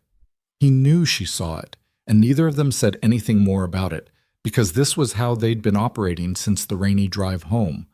The thing acknowledged and present between them, not pushed forward, not retreated from, just there, breathing, the way something alive breathes. March came in cold and left the same way, which was inconsiderate of it, but the work didn't wait for the weather to improve. The Holloway site visit happened on a Saturday that was 34 degrees and overcast, the kind of sky that can't decide between snow and rain and settles on neither and just sits there, low and indeterminate, pressing down on everything. The site was outside the city, 40 minutes on roads that transitioned from highway to county, two-lane to something that was technically a road but felt more like a suggestion. The land was former farmland, flat in some parts and slightly rolling in others, bordered on the east by a tree line that was still bare in early March but would be substantial cover in summer. There was an old access road along the northern edge and a drainage creek on the south that the county had flagged as a feature rather than a liability, which Ethan had already been thinking about architecturally for the better part of a week. Holloway met them there with 2 people from his development team and a contractor he'd used for 20 years who walked the site the way farmers walk fields, slowly, looking at the ground as much as the distance. Ethan walked with the contractor. Vanessa walked with Holloway. He couldn't hear what they were saying, but he glanced over periodically, a thing he'd stopped trying not to do. And he could read Holloway's body language the same way he could read a building's bones. And what he read was a person being engaged by someone he respected. Vanessa had her notebook out in the cold and she was making notes while she talked. And she gestured twice at the tree line in a way that told Ethan she was talking about the community garden proposal she'd refined on her own last week without telling him until it was finished. He'd been slightly annoyed by that when she showed him. He'd said so. You work alone when you're not sure yet, she said. So do I. He'd thought about it. Fair, he'd said. I'll tell you earlier next time, she said. I'll believe that when it happens. Probably wise, she'd said. Now, standing on the frozen ground of the future Holloway community, he looked at the drainage creek and thought about how to make it something residents would actually use. A walking path, maybe? Benches? The kind of small public space that neighborhoods either have or desperately miss. He pulled out his sketchbook. His gloves made it harder, but he could still do the rough work. Could still get the idea down before it evaporated. The contractor came to stand beside him and looked at what he was drawing. Creek, the contractor said. It'll be a path, Ethan said. Connects the south end units to the community building without going through the parking area. The contractor looked at the land, looked at the sketch. That grade's going to cost you. The grade's going to cost Holloway, Ethan said, but the people who live here are going to walk that path every day. The contractor was quiet for a moment. Then he made a sound that wasn't a laugh but was related to one. She said something like that, he said, nodding toward Vanessa, about the windows on the east side. What did she say? Said the east units get the morning light and the people who live there are going to want it. Said to make the windows large enough that it doesn't feel like they're looking through a slot. He paused. Nobody's ever told me that before. Usually it's about square footage. Ethan looked over at Vanessa. She was writing something in her notebook while Holloway talked, and her pen was moving fast, which meant she was thinking faster than she was writing, which meant the idea was good. That's how she thinks, he said. Like a person, the contractor said. Yeah, Ethan said. Like a person. Yet, the formal Holloway contract was signed on a Tuesday in late March in Holloway's office, which was smaller and less impressive than Ethan had expected. A corner office on the 3rd floor of a building that prioritized function over declaration, full of files and a desk that had clearly been there for 20 years, and 2 chairs across from it that didn't match. Holloway slid the signature pages across the desk. Vanessa read them, all of them, every page, which took 12 minutes, and then signed. Ethan signed. Holloway signed. It was the largest contract Arden Cole had executed. It was, by a significant margin, the most money Ethan Cole had ever had his name on. He drove home feeling something he didn't quite have the right word for. Not happiness, exactly. Bigger than that and more complicated. The feeling of a risk taken at full understanding of what it was and having the thing come back affirmative. Vanessa was quiet on the way home.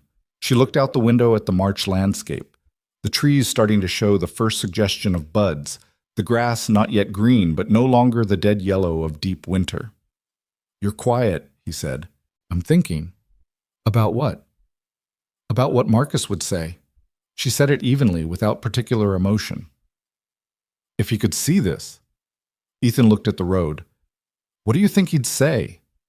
"That I built it wrong, that it won't last, that I'm too—" She stopped.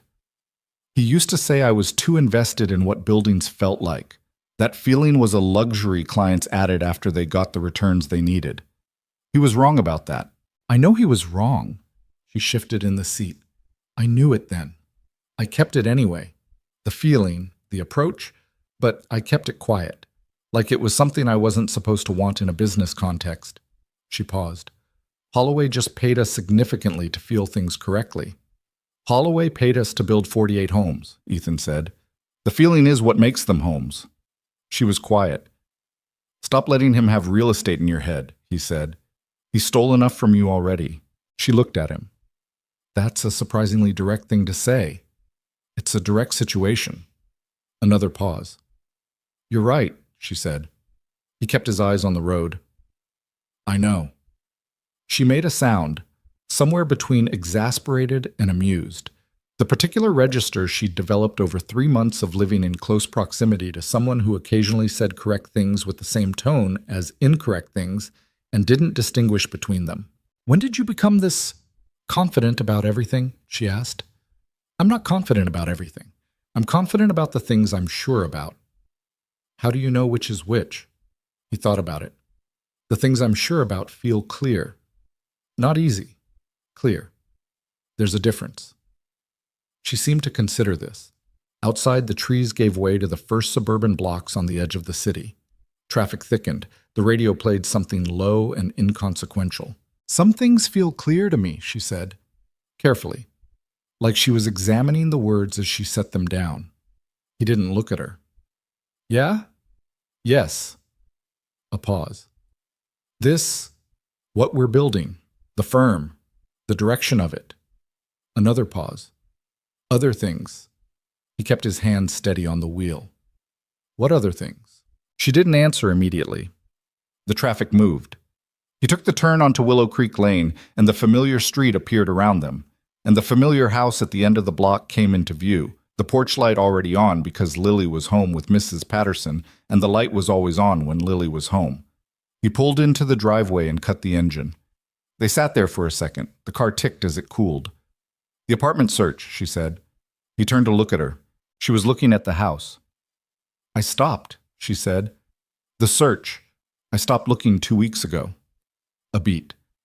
"I told myself it was because the firm needs consistency right now, that moving would create unnecessary disruption." "Is that why?" She turned to look at him. In the light from the porch, the same light that had lit her the first night, that amber light over the swing, her face was open in the way it only got now, the way it never had been in the conference rooms and site visits where he'd known her for 2 years before all of this. "No," she said. "That's not why." He held her gaze. "Okay," he said. "Okay?" she said. "What do you want me to say?" She looked at him steadily. "I want you to say something that tells me what you're thinking, because I have been—" She pressed her lips together briefly. "I have been managing myself very carefully around this for weeks, and I'm tired of managing it, and I don't—" Her voice was controlled, but something underneath it wasn't. "I don't want to do the wrong thing here. Lily is here. The firm is here. Everything is the same thing right now, and if something goes wrong, I know, he said. Then you understand why I understand why you're careful, he said. I don't need you to not be careful. Be as careful as you need to be. He paused. I'm not going anywhere. She stared at him.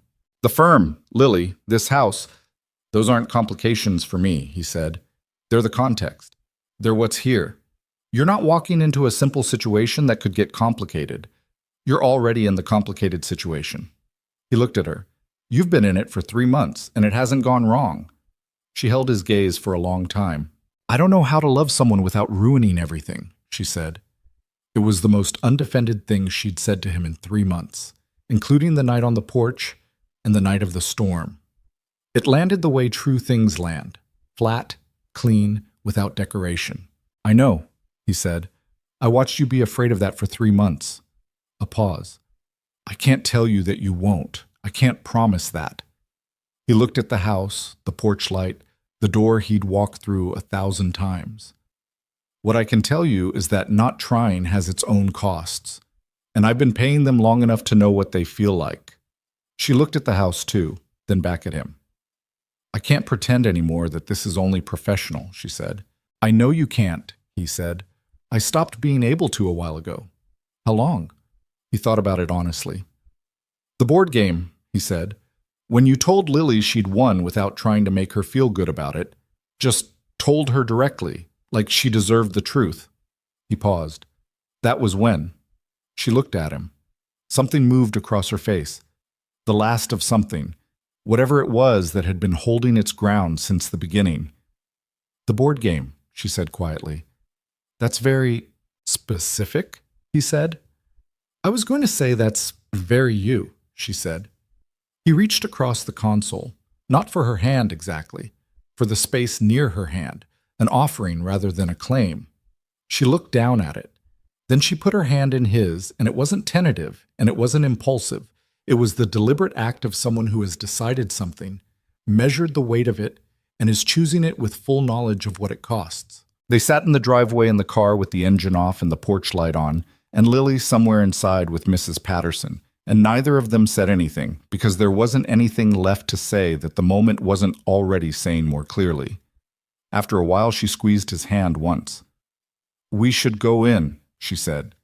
Yeah, he said. They went in. The weeks after that were not what movies suggested they would be. There was no sudden cinematic transformation. No morning when everything was golden and frictionless. No version of the kitchen that was suddenly warmer or the work that was suddenly easier. They were still two people with strong opinions about different things, sharing a small house and a new business, and a 7-year-old who was paying more attention than either of them fully credited. What changed was subtler and more durable than transformation.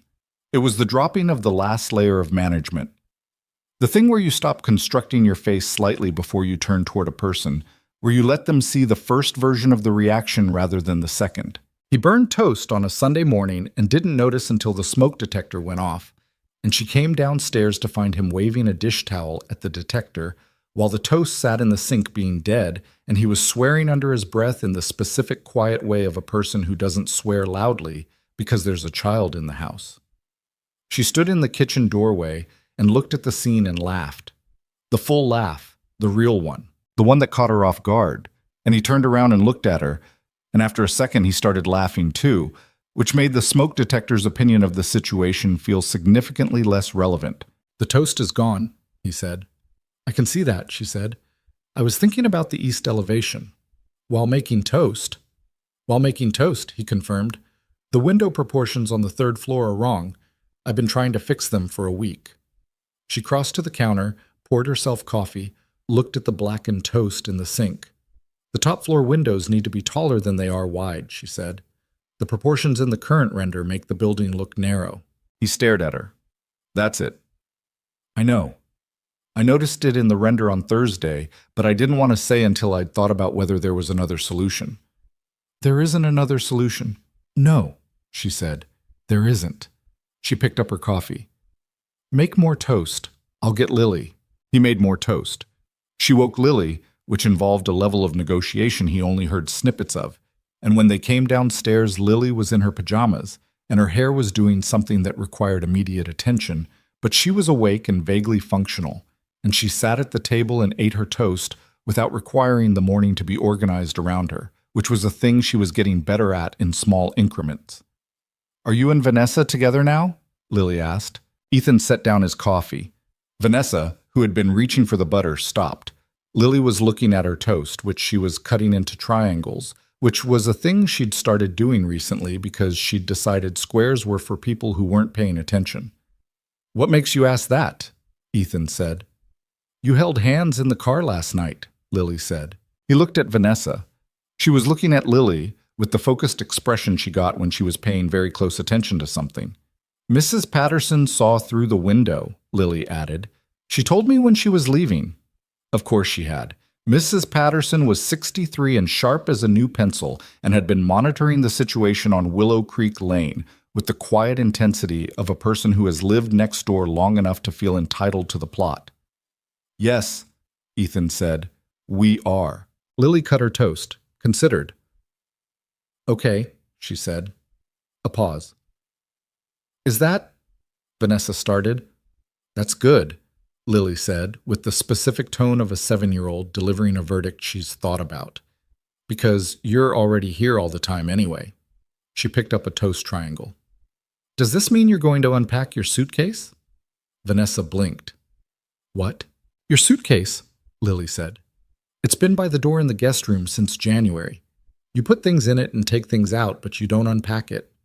She looked up at Vanessa with clear eyes. "That means you're not sure yet. That's what Dad does when he's not sure about something. He doesn't put it away." Ethan was very carefully not looking at either of them. "Where did you learn that?" Vanessa asked. "I just look at things," Lily said, and ate her toast. Vanessa looked at Ethan. He finally looked back. "Your daughter is terrifying," she said quietly. "I know," he said. "She's completely right." "I know," he said. Vanessa looked at her coffee cup, then at the ceiling, then at the general direction of the guest room. "I'll unpack today," she said. It was addressed to both of them, or maybe to the house itself. "Okay," Lily said, losing interest now that the matter was resolved. "Okay," Ethan said. And that was that. On Willow Creek Lane, in the small kitchen, on a Sunday morning with burned toast in the sink and a smoke detector that had been silenced, and a 7-year-old who had, with the simplicity of a person not yet trained in the art of dancing around things, settled the question everyone else had been treating as complicated. She unpacked the suitcase that afternoon. He didn't watch. He took Lily to the park because the afternoon had gone unexpectedly warm, one of those early April days that feel like an apology from winter. And when he came back, the guest room door was open, and he could see from the hallway that the suitcase was gone from beside the door. He didn't go in. He went to the kitchen and started dinner. She appeared 20 minutes later, looking slightly unsettled in the specific way of someone who has done something small that felt larger than its size. "You need more drawer space," she said. "I can get another dresser." "The one in there is adequate if you reorganize the bottom 2 drawers." She moved to the counter, looked at what he was making, and without being asked, picked up the second cutting board and started on the vegetables. "What did you put where?" he asked. "Books on the windowsill because the nightstand is too small. Notebook and reading glasses on the nightstand." A pause. "Your sweater is back in your room, by the way. I put it on your dresser." "You can keep the sweater." She looked at him sideways. "It's cold in that room in the mornings," he said. She turned back to the vegetables. "Then the room needs better insulation." "The whole house needs better insulation. The landlord has been promising to fix things since October." "I know." She chopped something with more force than strictly required. "Have you considered buying?" He looked at her. "The house," she said. "This house. Have you considered buying it rather than renting?" "I don't have—" "The Holloway contract changed your financial position, and Westfield closes next month." She kept chopping. "I ran some rough numbers. If you structured it as a 15-year rather than 30, the payment is manageable with the firm's current trajectory." He stared at the side of her head. "You ran numbers on my mortgage situation?" "On the house's mortgage situation. It's where we work. It's where I live." "I know where you live, Ethan." She turned to look at him. I was thinking about the insulation, and then I was thinking about the roof, which is also going to need work soon. I noticed the flashing above the dormer is separating, and then I was thinking about the fact that you're paying a landlord to not fix things that you could be paying a bank to own. She paused. You don't have to. He looked at her. Were you going to tell me about the flashing? I'm telling you now. When did you notice it? 2 weeks ago. Vanessa. I didn't want to add to the list of things you were managing. She set down the knife, which I understand was probably not the right call. He took a breath. I appreciate you running the numbers, he said carefully. There's a but in that sentence. The but is, he stopped, started again. I'm fine making decisions about the house. I've been making them for 3 years. I don't need... He stopped again. This was the edge of something. I don't need you to solve the house. She was quiet. The work, the firm, that's ours. We decide together. The house is still mine. He looked at her.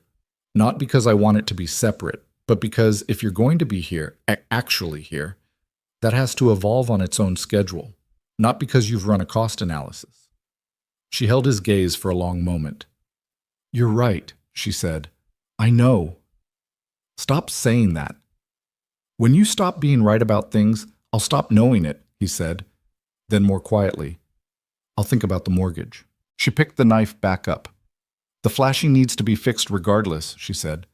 I can call someone tomorrow. I'll call someone. You'll forget. I'll put it on the list. She looked at the list on the refrigerator. The running list, the one that had grown from permission slip and grocery notes to a sprawling inventory of everything in orbit around their lives. It's not on the list, she said. I'll add it. She watched him write roof flashing at the bottom of the list. The handwriting was slightly worse than usual because he was writing against the refrigerator door. She didn't comment on this. Dinner in 20, she said. 15, he said. You always say 15 and it's always 20. Tonight's 15. We'll see, she said, and went back to the vegetables, and the kitchen settled back into its rhythm.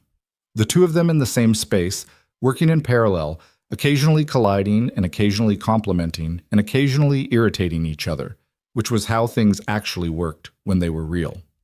April arrived and the Delmont brownstone broke ground.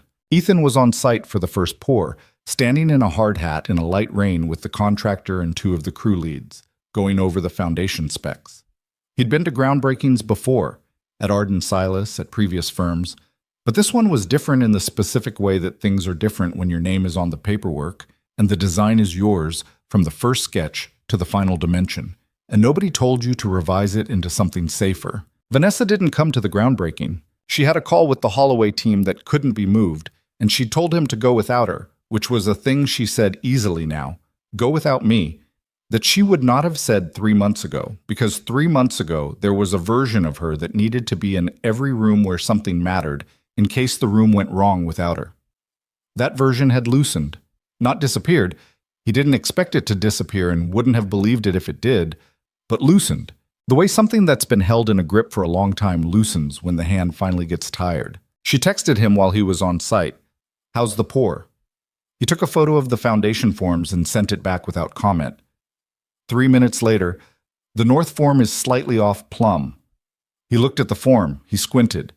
He took the level from the contractor's belt, held it against the form. 1 degree. Maybe 1.5. He looked at his phone, looked at the form.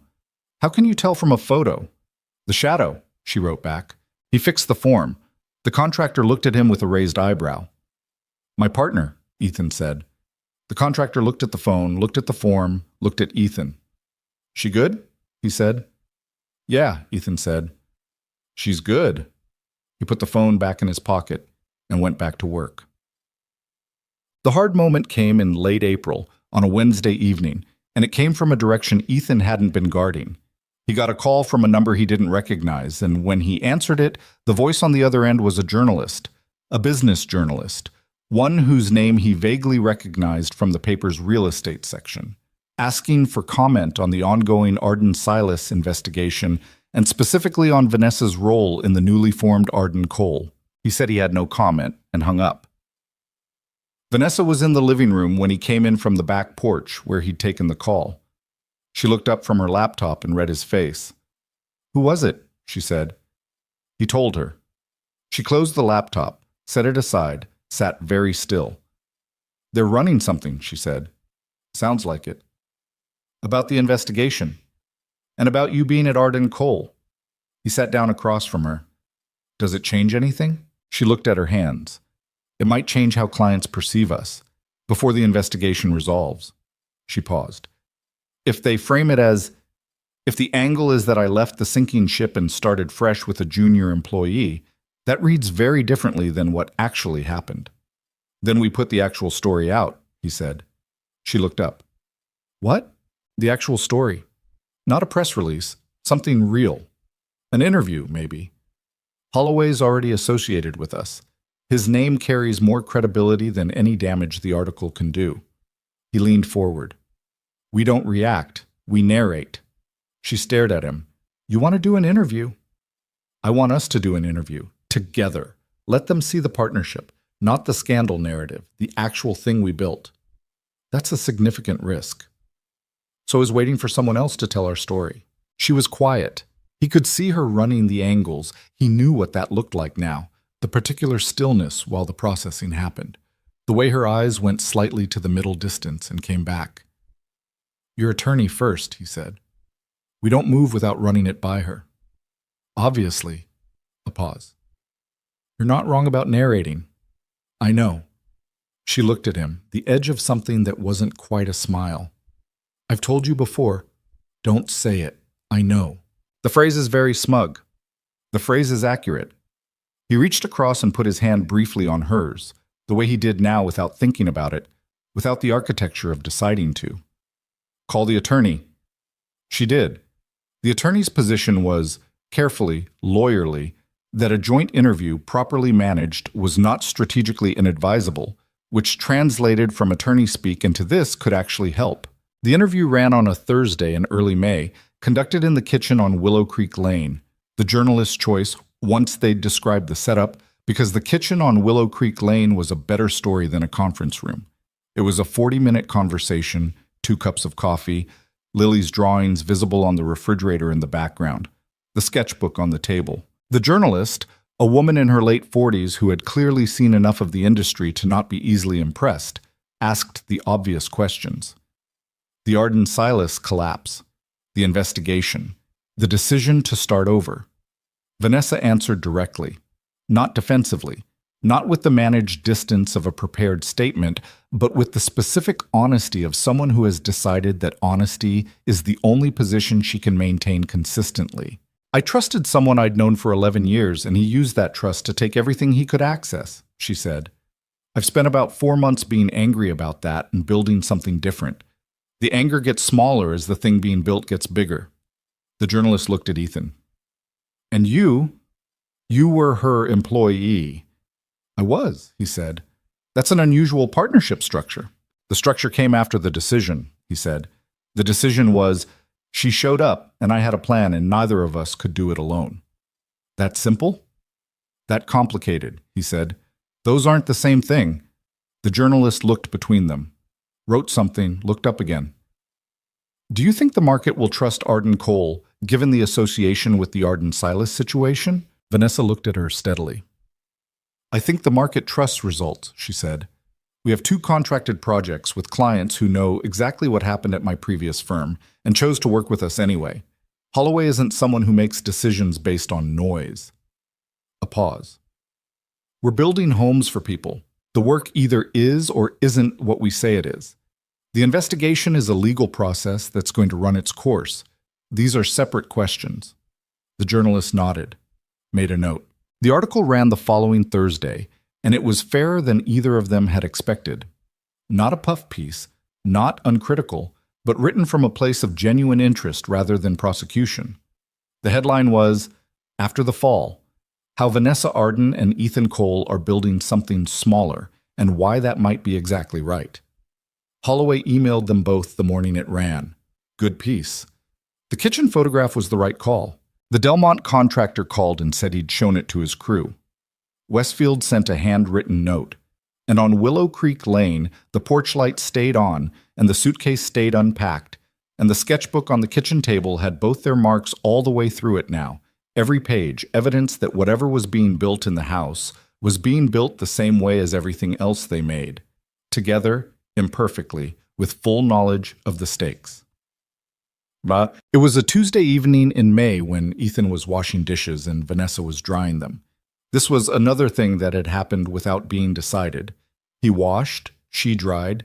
Lily occasionally helped in the specific way of a 7-year-old helping, which was to say she dried one thing with enormous thoroughness and then drifted away. The dishes got done. The kitchen got clean.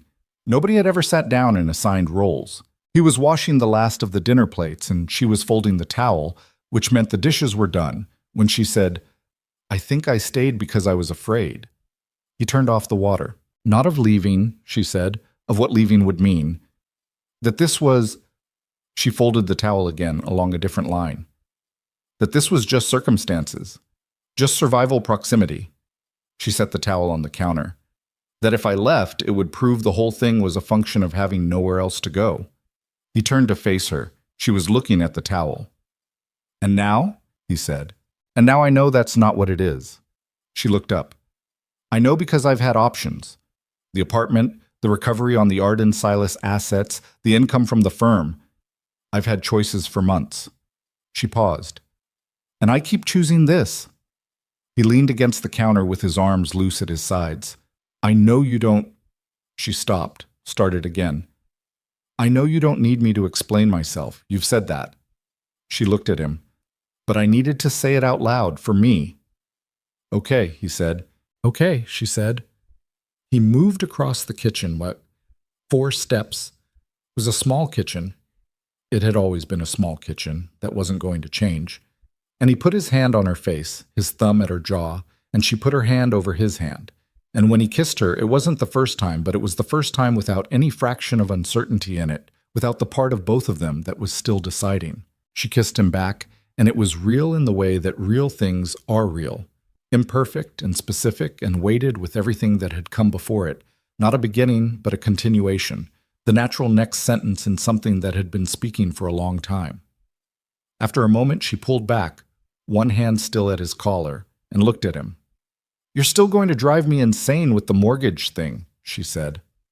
"Almost certainly," he said. "And the renders. You do the renders at 11 o'clock, and then you're exhausted the next morning. You run numbers on things without telling me. That's different. It's identical." She was close enough that he could feel her exhale, the brief press of something that was almost a laugh. "We're going to have a lot of arguments about process," she said. "We already have a lot of arguments about process," he said. "They haven't killed us yet." "No," she said. "They haven't." Outside on Willow Creek Lane, May was moving through the trees. The real May. The one with leaves finally on the branches and evening light that lasted long enough to feel generous. Lily was upstairs doing homework with the specific reluctant focus of a child who has accepted that homework exists but reserves the right to resent it. In the kitchen, the towel was folded on the counter, and the dishes were done, and the sketchbook was on the table, and the folder was still there too, both their handwritings visible from across the room. He put his forehead against hers. She let him. "I'm not afraid of this anymore," she said quietly. Not triumphantly, just as information, just as a fact she was reporting accurately. "I know," he said. "That scares me a little," she said. "I know," he said again. "Stop saying that. When you stop being right," he started. "I know," she said, and there it was again. The real laugh, brief and startled and entirely hers. And the kitchen held it the way the house had been holding all of them. Quietly, without being asked, the way good structures do. Summer came to Willow Creek Lane the way summer always came, gradually and then all at once, the way most inevitable things arrive. The trees that had been bare in January filled out through May until they met over the middle of the street, and the bird bath that Vanessa had found frozen solid on her first morning thawed, and then filled with sparrows every morning around 7, which Lily monitored with a seriousness she usually reserved for board games and homework she actually cared about. The rusted swing set in the backyard, the one Ethan had always meant to replace and never gotten around to, was repainted in a Saturday afternoon project that involved Lily choosing a color described on the can as coral sunrise, and Vanessa pointing out with some precision that Coral Sunrise was extremely orange, and Lily confirming that yes, that was correct, that was the point, and the swing set ending up extremely orange, which it remained. The house was the same house. The porch still leaned slightly left. The window frames still needed work. The landlord had finally, under some combination of pressure and legal obligation, replaced the kitchen faucet that had been dripping since February and patched the bathroom ceiling, but had offered no timeline on anything else. And Ethan had in late April done what Vanessa suggested and started conversations with a mortgage broker, which he hadn't told her he'd done until the first meeting had already happened. "You called," she said when he told her. "You were right about the flashing," he said. She looked at him for a long moment. "I'm not going to say anything." "I know. You're exercising restraint." "Significant restraint," she said. "I appreciate it." He put the broker's card on the table between them. "There are 3 more meetings before anything is real. The landlord needs to be approached about a right of first offer. It takes time." She looked at the card. "Do you want help with the numbers?" "Yes," he said. "But I want to ask for the help, not have it appear." She looked up at him. "Understood," she said. And she meant it, which was the thing about where they'd arrived by May. The understanding didn't have to be performed or renegotiated. It was just there, present in the room, the way furniture is present. The thing you arrange your movement around without thinking about it. "Help me with the numbers," he said. She pulled her laptop toward her. "Pull up the broker's preliminary figures." They worked for 2 hours. Lily fell asleep on the couch with the TV on low and a book open on her stomach, which was an extremely accurate portrait of who she was at 7 and would probably remain a reasonably accurate portrait of who she'd be at 17. The Marcus Silas situation resolved in June. Not cleanly, nothing that had been broken as thoroughly as the Arden Silas accounts resolved cleanly, but it resolved. Vanessa's attorney called on a Thursday morning with the news that the civil judgment had been entered. Marcus had liquidated more than anyone had hoped, but less than the worst projections. The recovery was 54% of what had been taken, distributed over 18 months as his assets were sold and processed. It wasn't everything. It was enough. Vanessa was on the back porch when Ethan found her after the call. She was sitting in the chair they'd put out there in May, a second-hand Adirondack that she'd spotted at a neighbor's yard sale and carried home herself, refusing his help because it wasn't actually that heavy, which was debatable, with her phone in her lap and her coffee going cold beside her. She was looking at the orange swing set. 54%, she said when she heard him come out. "I know. I heard the phone." It's enough to fully capitalize Arden Cole without drawing on the operating line. She said it in her business voice, the one that meant she was processing something through the language of numbers, because it was easier than processing it through the language of what it actually meant. "It covers the remaining attorney's fees with significant remainder. I could—" She stopped. He sat down on the porch step, which was the only other place to sit. "What?" he said. "I could recapitalize independently," she said, "with the recovery. I don't need the Holloway contracts anymore to stabilize the firm's position." He looked at her. She was still looking at the swing set. "But we have the Holloway contracts," he said. "Yes." "And the Delmont brownstone is 70% framed." "Yes." "And the Westfield units close inspection next month." "Yes." She picked up the coffee, found it cold, set it back down. "I'm not saying I want to change anything." "Then what are you saying?" She finally looked at him. Her face was complicated in the way it got when she was being honest about something she hadn't fully worked out yet. "I'm saying that when I came here in January, I needed this. The partnership. I needed it structurally, financially, professionally, practically. I needed a place to land and I needed the work to rebuild around." She paused. "And now I don't need it in that way anymore. I have the resources to stand independently, and I want—" She stopped again. "You want to know if you're staying because you want to," he said, "or because you needed to so long that it became habit." She looked at him. "Yes," she said quietly. "That's exactly what I'm asking." He nodded, looked at the orange swing set. "What does it feel like when you look at it honestly?" She was quiet for a long time. Not the performing thought quiet, the actual kind. The kind where something is genuinely being worked on. "It feels like mine," she said finally. "The work, the house, Lily." She paused.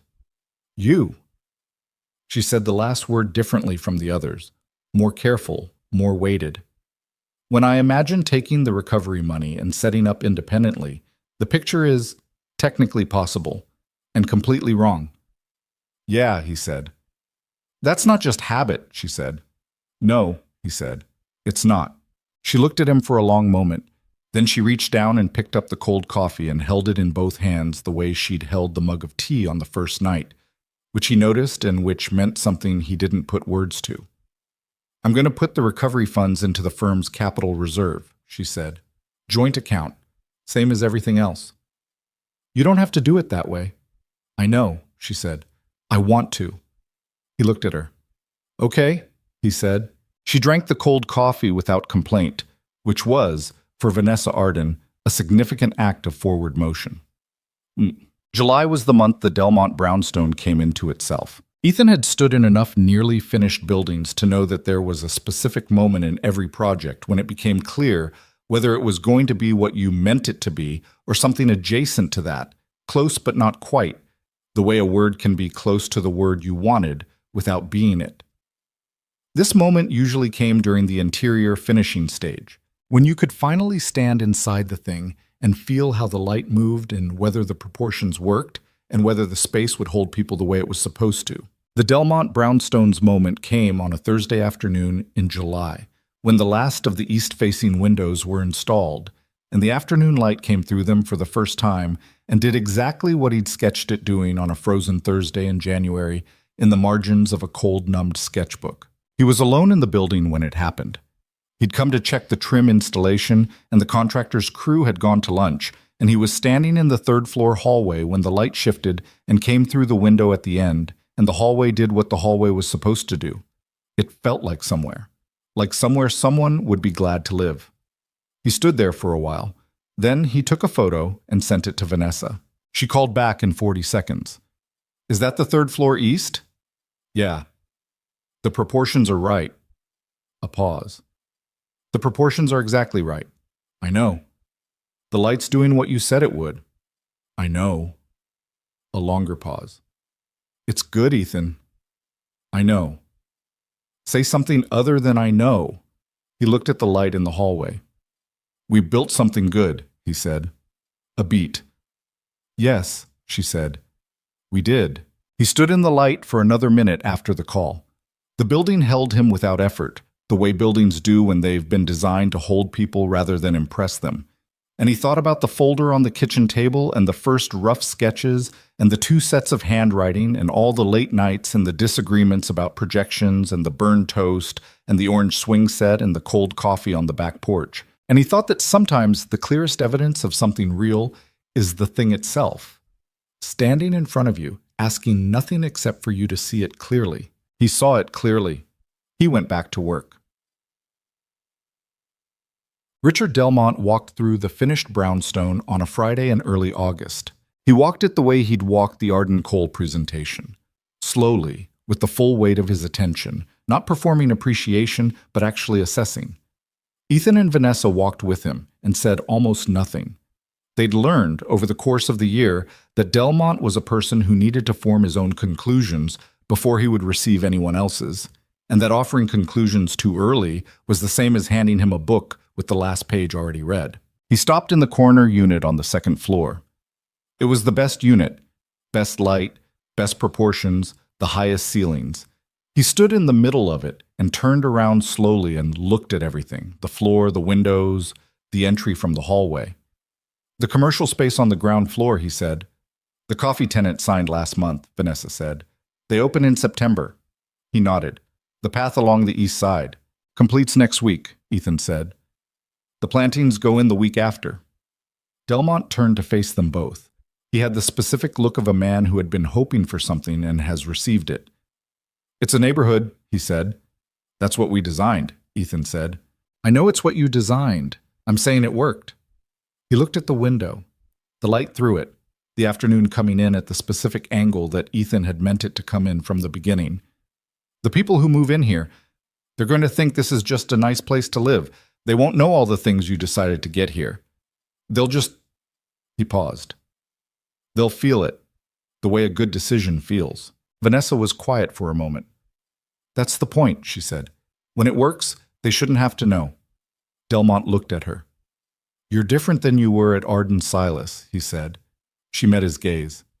Yes. Better or different? I think they're the same thing in this case, she said.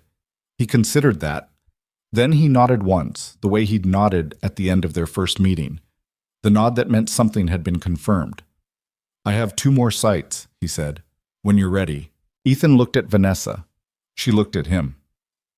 Give us until the Holloway project is framed, she said. End of September. We'll be ready. End of September, he said. He walked the rest of the building without saying much more. And when he left, he shook both their hands in the lobby and said nothing effusive and nothing performative and just went, the way he always went, with the quiet of a person who is satisfied. They stood in the lobby after the door closed. 2 more Delmont sites, Ethan said. Plus Holloway finishing in November, she said. We need another architect. We need 2, and an operations person. She said it practically, not with excitement, not with the specific energy of someone celebrating, with the focused plainness of someone who has a plan and is working it. I've been talking to someone, Sophia Reyes. She was at the Whitmore Group for 6 years. She thinks the way you think. When did you?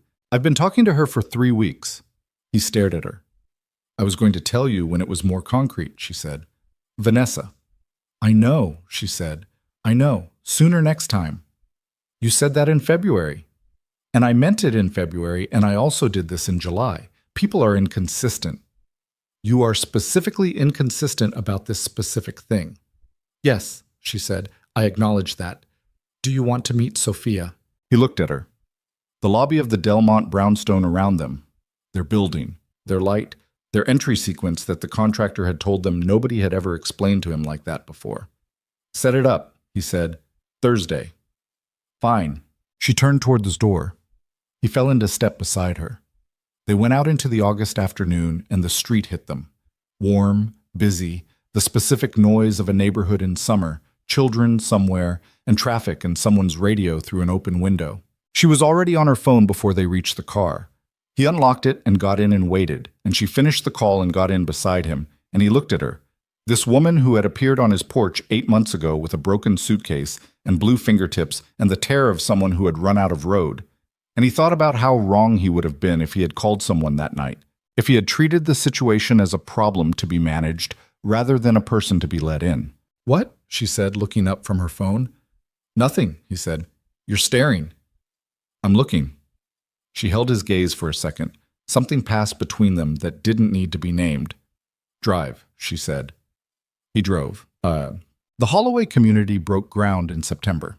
It was different from the Delmont groundbreaking, larger, more formal, with Holloway's team present and a small group of local officials and 3 journalists, one of whom was the same woman who had done the Arden Coal Kitchen interview in May. She photographed Ethan and Vanessa at the site with the land behind them and the framing stakes visible, and the sky, the particular blue of early September that is the most optimistic color the sky manages all year. The photo ran with a short piece. Arden Coal breaks ground on Holloway's 48-unit community development. A year ago, the firm didn't exist. Holloway read it on his phone that afternoon and forwarded it to them with no message attached. The forwarding was the message. Sophia Reyes started at Arden Coal that same week, on a Wednesday, which was an unusual day to start a job, but she'd explained that she thought Mondays were psychologically disadvantaged as first days, and they'd both agreed without discussing it further.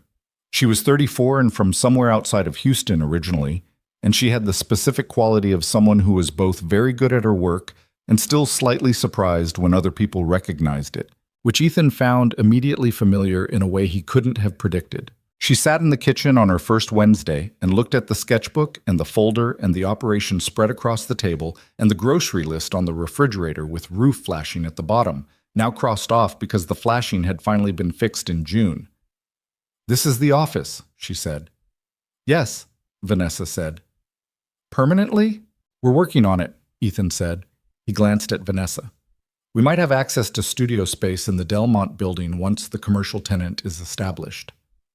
"The coffee shop is the commercial tenant," Vanessa said. "The corner unit adjacent has a separate entrance. Delmont has been flexible about a conversation. Sophia looked between them. She had the alert quality of someone reading a room at high resolution. "Okay," she said, and opened her laptop and got to work. She was, from the first day, exactly the right person. The way right people are right, which is to say, imperfect and specific and genuinely themselves, nothing smoothed into palatability. She and Vanessa disagreed about the Holloway site plan's green space allocation within the first hour. It was a real disagreement, substantive, neither of them retreating to politeness. Ethan listened to it from across the table and thought about the first morning with Vanessa in the kitchen, the two of them arguing about financial projections while eggs cooked, and felt something that was satisfaction but older than that. The satisfaction of recognizing a pattern that has proven itself. He let them work it out. They did. Well, October was when the house changed. Not dramatically. The porch still leaned. The landlord, now in preliminary sale discussions, the mortgage broker involved, a process that would extend into the new year before it resolved, had still not addressed the paint around the shutters. The kitchen was still the kitchen, same linoleum, same unreliable overhead light that flickered slightly when the refrigerator cycled. What changed was the guest room. Vanessa's notebooks were on the dresser. Her reading glasses were on the nightstand beside a book she'd been working through for 2 months. The kind of slow reading that happens when a person actually has a life again, rather than only a career.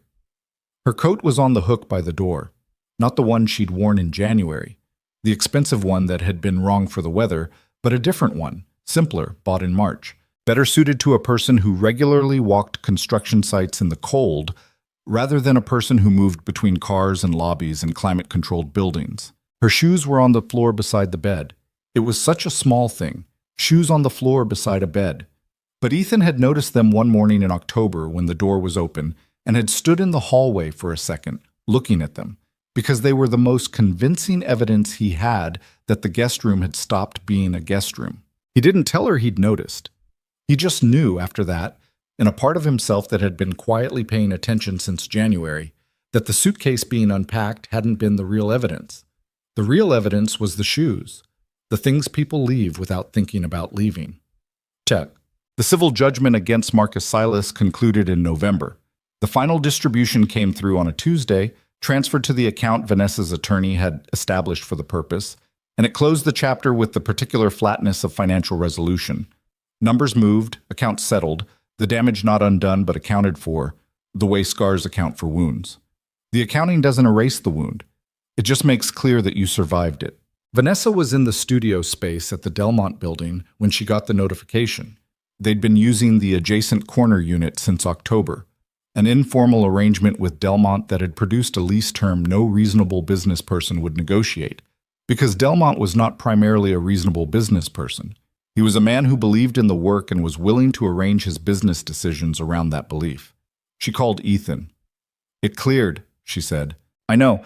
I got the notification from the joint account. It's done." He was at the Holloway site, standing among the first framed units, his breath visible in the November cold. "It's done," he said. A pause. "I'm not—" She stopped. "I thought I'd feel different when it finished. How do you feel?" "Fine," she said. And then, more honestly, like it was a long time ago, like it happened to a version of me that doesn't— She stopped again. "I keep trying to find the anger and I can't locate it anymore." "That's not a problem," he said. "I know it's not a problem. It's just strange. I carried it for a long time." "What are you carrying now?" he asked. She was quiet for a second. He could hear the ambient sound of the studio. Sophia, working somewhere in the background. The particular sound of a room where people are making things. "The Holloway deadline," she said. "The Delmont expansion conversation. The meeting with the second architect candidate Friday." "That's all work?" he said. "Yes," she said. "I know. What else?" A longer pause. He heard her move, the sound of her chair, the subtle shift that meant she was turning away from the room toward more privacy. "I'm happy," she said. Just like that. Flatly, precisely, the way she stated all measurements. "I'm aware that's not a complicated sentence, but it's a different thing than I expected it to be. Happy. It's quieter than I thought." He stood in the framed bones of a future home in the November cold and held the phone. "Yeah," he said. "It is. Is that what you have?" she asked. "Yeah," he said. "That's what I have." Another pause. "Okay," she said. "Okay," he said. "Come home for dinner. Lily's at Mrs. Patterson's until 6. I'll be there by 5:30. I'll cook," she said. "You'll attempt to cook." "I've gotten better." "The bar was very low," he said. She hung up on him, which was how she handled being correct and being challenged about it simultaneously, and he stood in the cold and looked at the framed walls of a unit that would become someone's living room in the spring and thought that this was what the work was actually about. Not the contracts or the financing or the professional credibility rebuilding month by month. The work was about the fact that somewhere in this frame, someone was going to have a first morning and a last night and everything in between, and the walls were going to hold them the way walls hold people when they've been built by someone who understood what holding people requires. He drove home. She'd attempted the pasta. It was slightly overcooked, and she'd used too much garlic and it was completely edible, and they ate it at the kitchen table while Lily, retrieved from Mrs. Patterson's at 6:03, told them about a disagreement she'd had with a classmate about the correct way to fold paper airplanes, which was a more complex topic than it appeared. Vanessa argued with complete seriousness that the classmate was wrong. Lily looked at her. "How do you know?" "Because the fold she's describing creates drag. The leading edge needs to be sharper." Lily stared. "You know how to fold paper airplanes?" "I know aerodynamics," Vanessa said. "It's adjacent." "Can you show me?" Vanessa got a piece of paper from the printer and folded a paper airplane at the kitchen table in November with 2 garlicky pastas still on the plates, with the focus she applied to load-bearing calculations and contract language and financial projections. She got it slightly wrong on the first attempt, which she acknowledged, and then got it right on the second, and the plane flew the length of the kitchen and hit the refrigerator list with a satisfying paper sound. Lily retrieved it, examined it. "That's better than mine," she said. "Aerodynamics," Vanessa said. "Will you teach me?" After homework, Lily went to get her homework. Ethan collected the plates. Vanessa sat at the table with the paper airplane and looked at it for a second, and her expression was the expression of someone who has arrived somewhere without planning the route and finds, having arrived, that this is exactly where they needed to be. December came in quietly on Willow Creek Lane. The mortgage on the house had moved through its final stages. The landlord, faced with a coherent offer from an established tenant, rather than the uncertainty of the open market, had agreed in late November to terms that were not quite what the broker had initially projected, but were manageable, workable, real. The paperwork would close in January. The house was going to become the house. Not a rental, not a temporary arrangement, not a porch light left on for a child, and the expectation of transience that renting a house in a quiet neighborhood always carried. Something more durable, something that would hold past the length of any lease. Lily found out on a Saturday morning when both adults were at the kitchen table with the paperwork spread across it, and she came downstairs and looked at it and asked what it was. "We're buying the house," Ethan said. Lily looked at the papers. At him. At Vanessa. "Buying it how?" "A mortgage," he said. "It means we make payments every month and eventually it's ours." "Instead of the landlord's?" "Yes." Lily processed this with her characteristic efficiency. "So we're staying here?" "Yes," Ethan said. She looked at Vanessa. "Are you staying here?" "Yes," Vanessa said. Lily nodded, climbed into her chair, reached for the cereal box. "Good," she said. "I didn't want to change schools." Ethan looked at the table. Vanessa looked at Lily. "That's the main concern?" Vanessa said. "I like my school," Lily said, pouring cereal. "And Mrs. Patterson is next door, and the swing set is orange now." She looked at the window toward the backyard. "If we move somewhere else, the swing set would have to be a different color." "The swing set stays," Ethan said. "Good," Lily said, and ate her cereal, and the paperwork sat on the table around her, full of the legal language of permanence, and the morning light came through the kitchen window the way it always did. And outside the street was doing what December streets do on Saturdays. A car here and there, someone walking a dog, Mrs. Patterson's porch light still on from the night before, the quiet persistence of a neighborhood going about its life. On On the last Sunday before Christmas, Vanessa stood on the porch. It was something she did sometimes. Ethan had noticed it months ago and had never commented on it, because some things are private even when they're visible, even when you're standing in full view of the street. She stood on the porch in the evening, or sometimes the afternoon, looking at Willow Creek Lane the way people look at things they're trying to understand from the outside.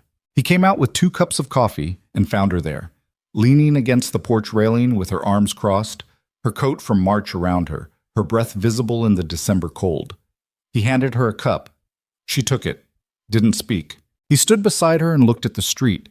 The trees were bare again, the full cycle now, from the January night she'd appeared to December, the year completing itself. The neighborhood looked the same as it had always looked. Small houses, porch lights, the quiet particular to streets where people have decided to stay.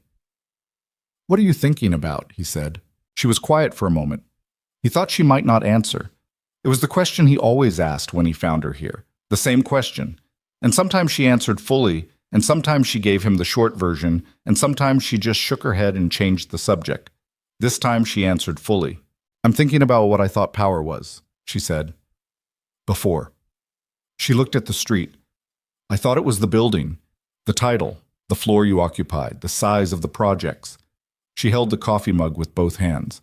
"I thought it was being untouchable, that if you built enough around yourself, reputation, assets, walls, nothing could reach you." He waited. "And then Marcus reached me anyway," she said, "through the 11 years I'd given him, through the access that trust creates. All the walls, and it turned out the way in was always going to be the same way in." She paused. "I keep thinking about that, about what I was actually protecting and whether it was worth protecting." "What did you decide?" "That I was protecting the wrong things," she said. "The position, the reputation, the untouchability." She looked at the porch railing, the one that leaned slightly left, the one that had been leaning slightly left since before she arrived. Not the actual things, the work, the people in the work, myself inside the work. She was quiet for a second. "I lost everything that seemed like the point," she said, "and it turned out the point was still here when I found it." She looked at him. "A modest house on a quiet street, a man who made me scrambled eggs without asking, a 7-year-old who noticed whether my suitcase was packed." He held her gaze. "I had this idea," she said, more quietly now, "that significance was something you built above a certain scale, that smaller things, simpler things, were what you had before you succeeded, or what you had after you failed, but not what you chose on purpose." She looked back at the street. "I was wrong about that." "Yeah," he said. "The things that are worth having are the things that hold when the other things fall away." She paused. "That's not a very original observation." "Most true things aren't," he said. She looked at him sideways. "I'm trying to have a moment here." "I know, I'm in it with you." She almost smiled. "You're the least romantic person I've ever met." "I'm extremely romantic. I'm just romantic in a practical register." "That's not what romantic means. It's what it means to me." She shook her head, and the almost smile became the actual smile. Not the brief, startled one from early on, but the settled one, the one that knew what it was doing. "Fine," she said. He looked at the street. "You know what I was thinking about in January, when I found you?" "What?" "I was thinking I needed to sleep," he said. "I was thinking the porch light had been out again and I needed to check the bulb. I was thinking about the Hargrove proposal deadline." He paused. "And then there was a person on my porch, and none of the rest of it mattered for the rest of the night." She looked at him. "What I mean," he said, "is that the things that change your life don't announce themselves. They're just there, on the porch, in January, looking entirely wrong for the weather." She was quiet for a moment. "I was wearing the wrong shoes," she said. "Very wrong shoes," he confirmed. "I didn't know where else to go." "I know." He looked at the street. "I'm glad you came here." She put her hand through his arm, the way she did now when they stood beside each other in the cold. Not holding hands, not the demonstrative version, just the quiet physical fact of proximity, the kind that says, "I know where I am, and I'm here on purpose." "The Holloway community breaks its first tenant," she said. "February." "I know." 48 units, first residence in the spring. First residence in the spring, he confirmed. She looked at the porch light above them, the same light that had been on the night she arrived, that had lit the swing that had held her while she slept, that Ethan left on every night for Lily. Someone is going to walk into one of those units in the spring, she said, and it's going to be the first place that's felt like theirs. She paused. That's what we built. That's what we build, he said. It's the work. She nodded, held her coffee with her free hand. It's the work, she agreed. The street was quiet, the way it was always quiet in December evenings. The cold pressing down, the porch lights up and down the block doing their small, steady work of saying someone lives here. A car passed slowly.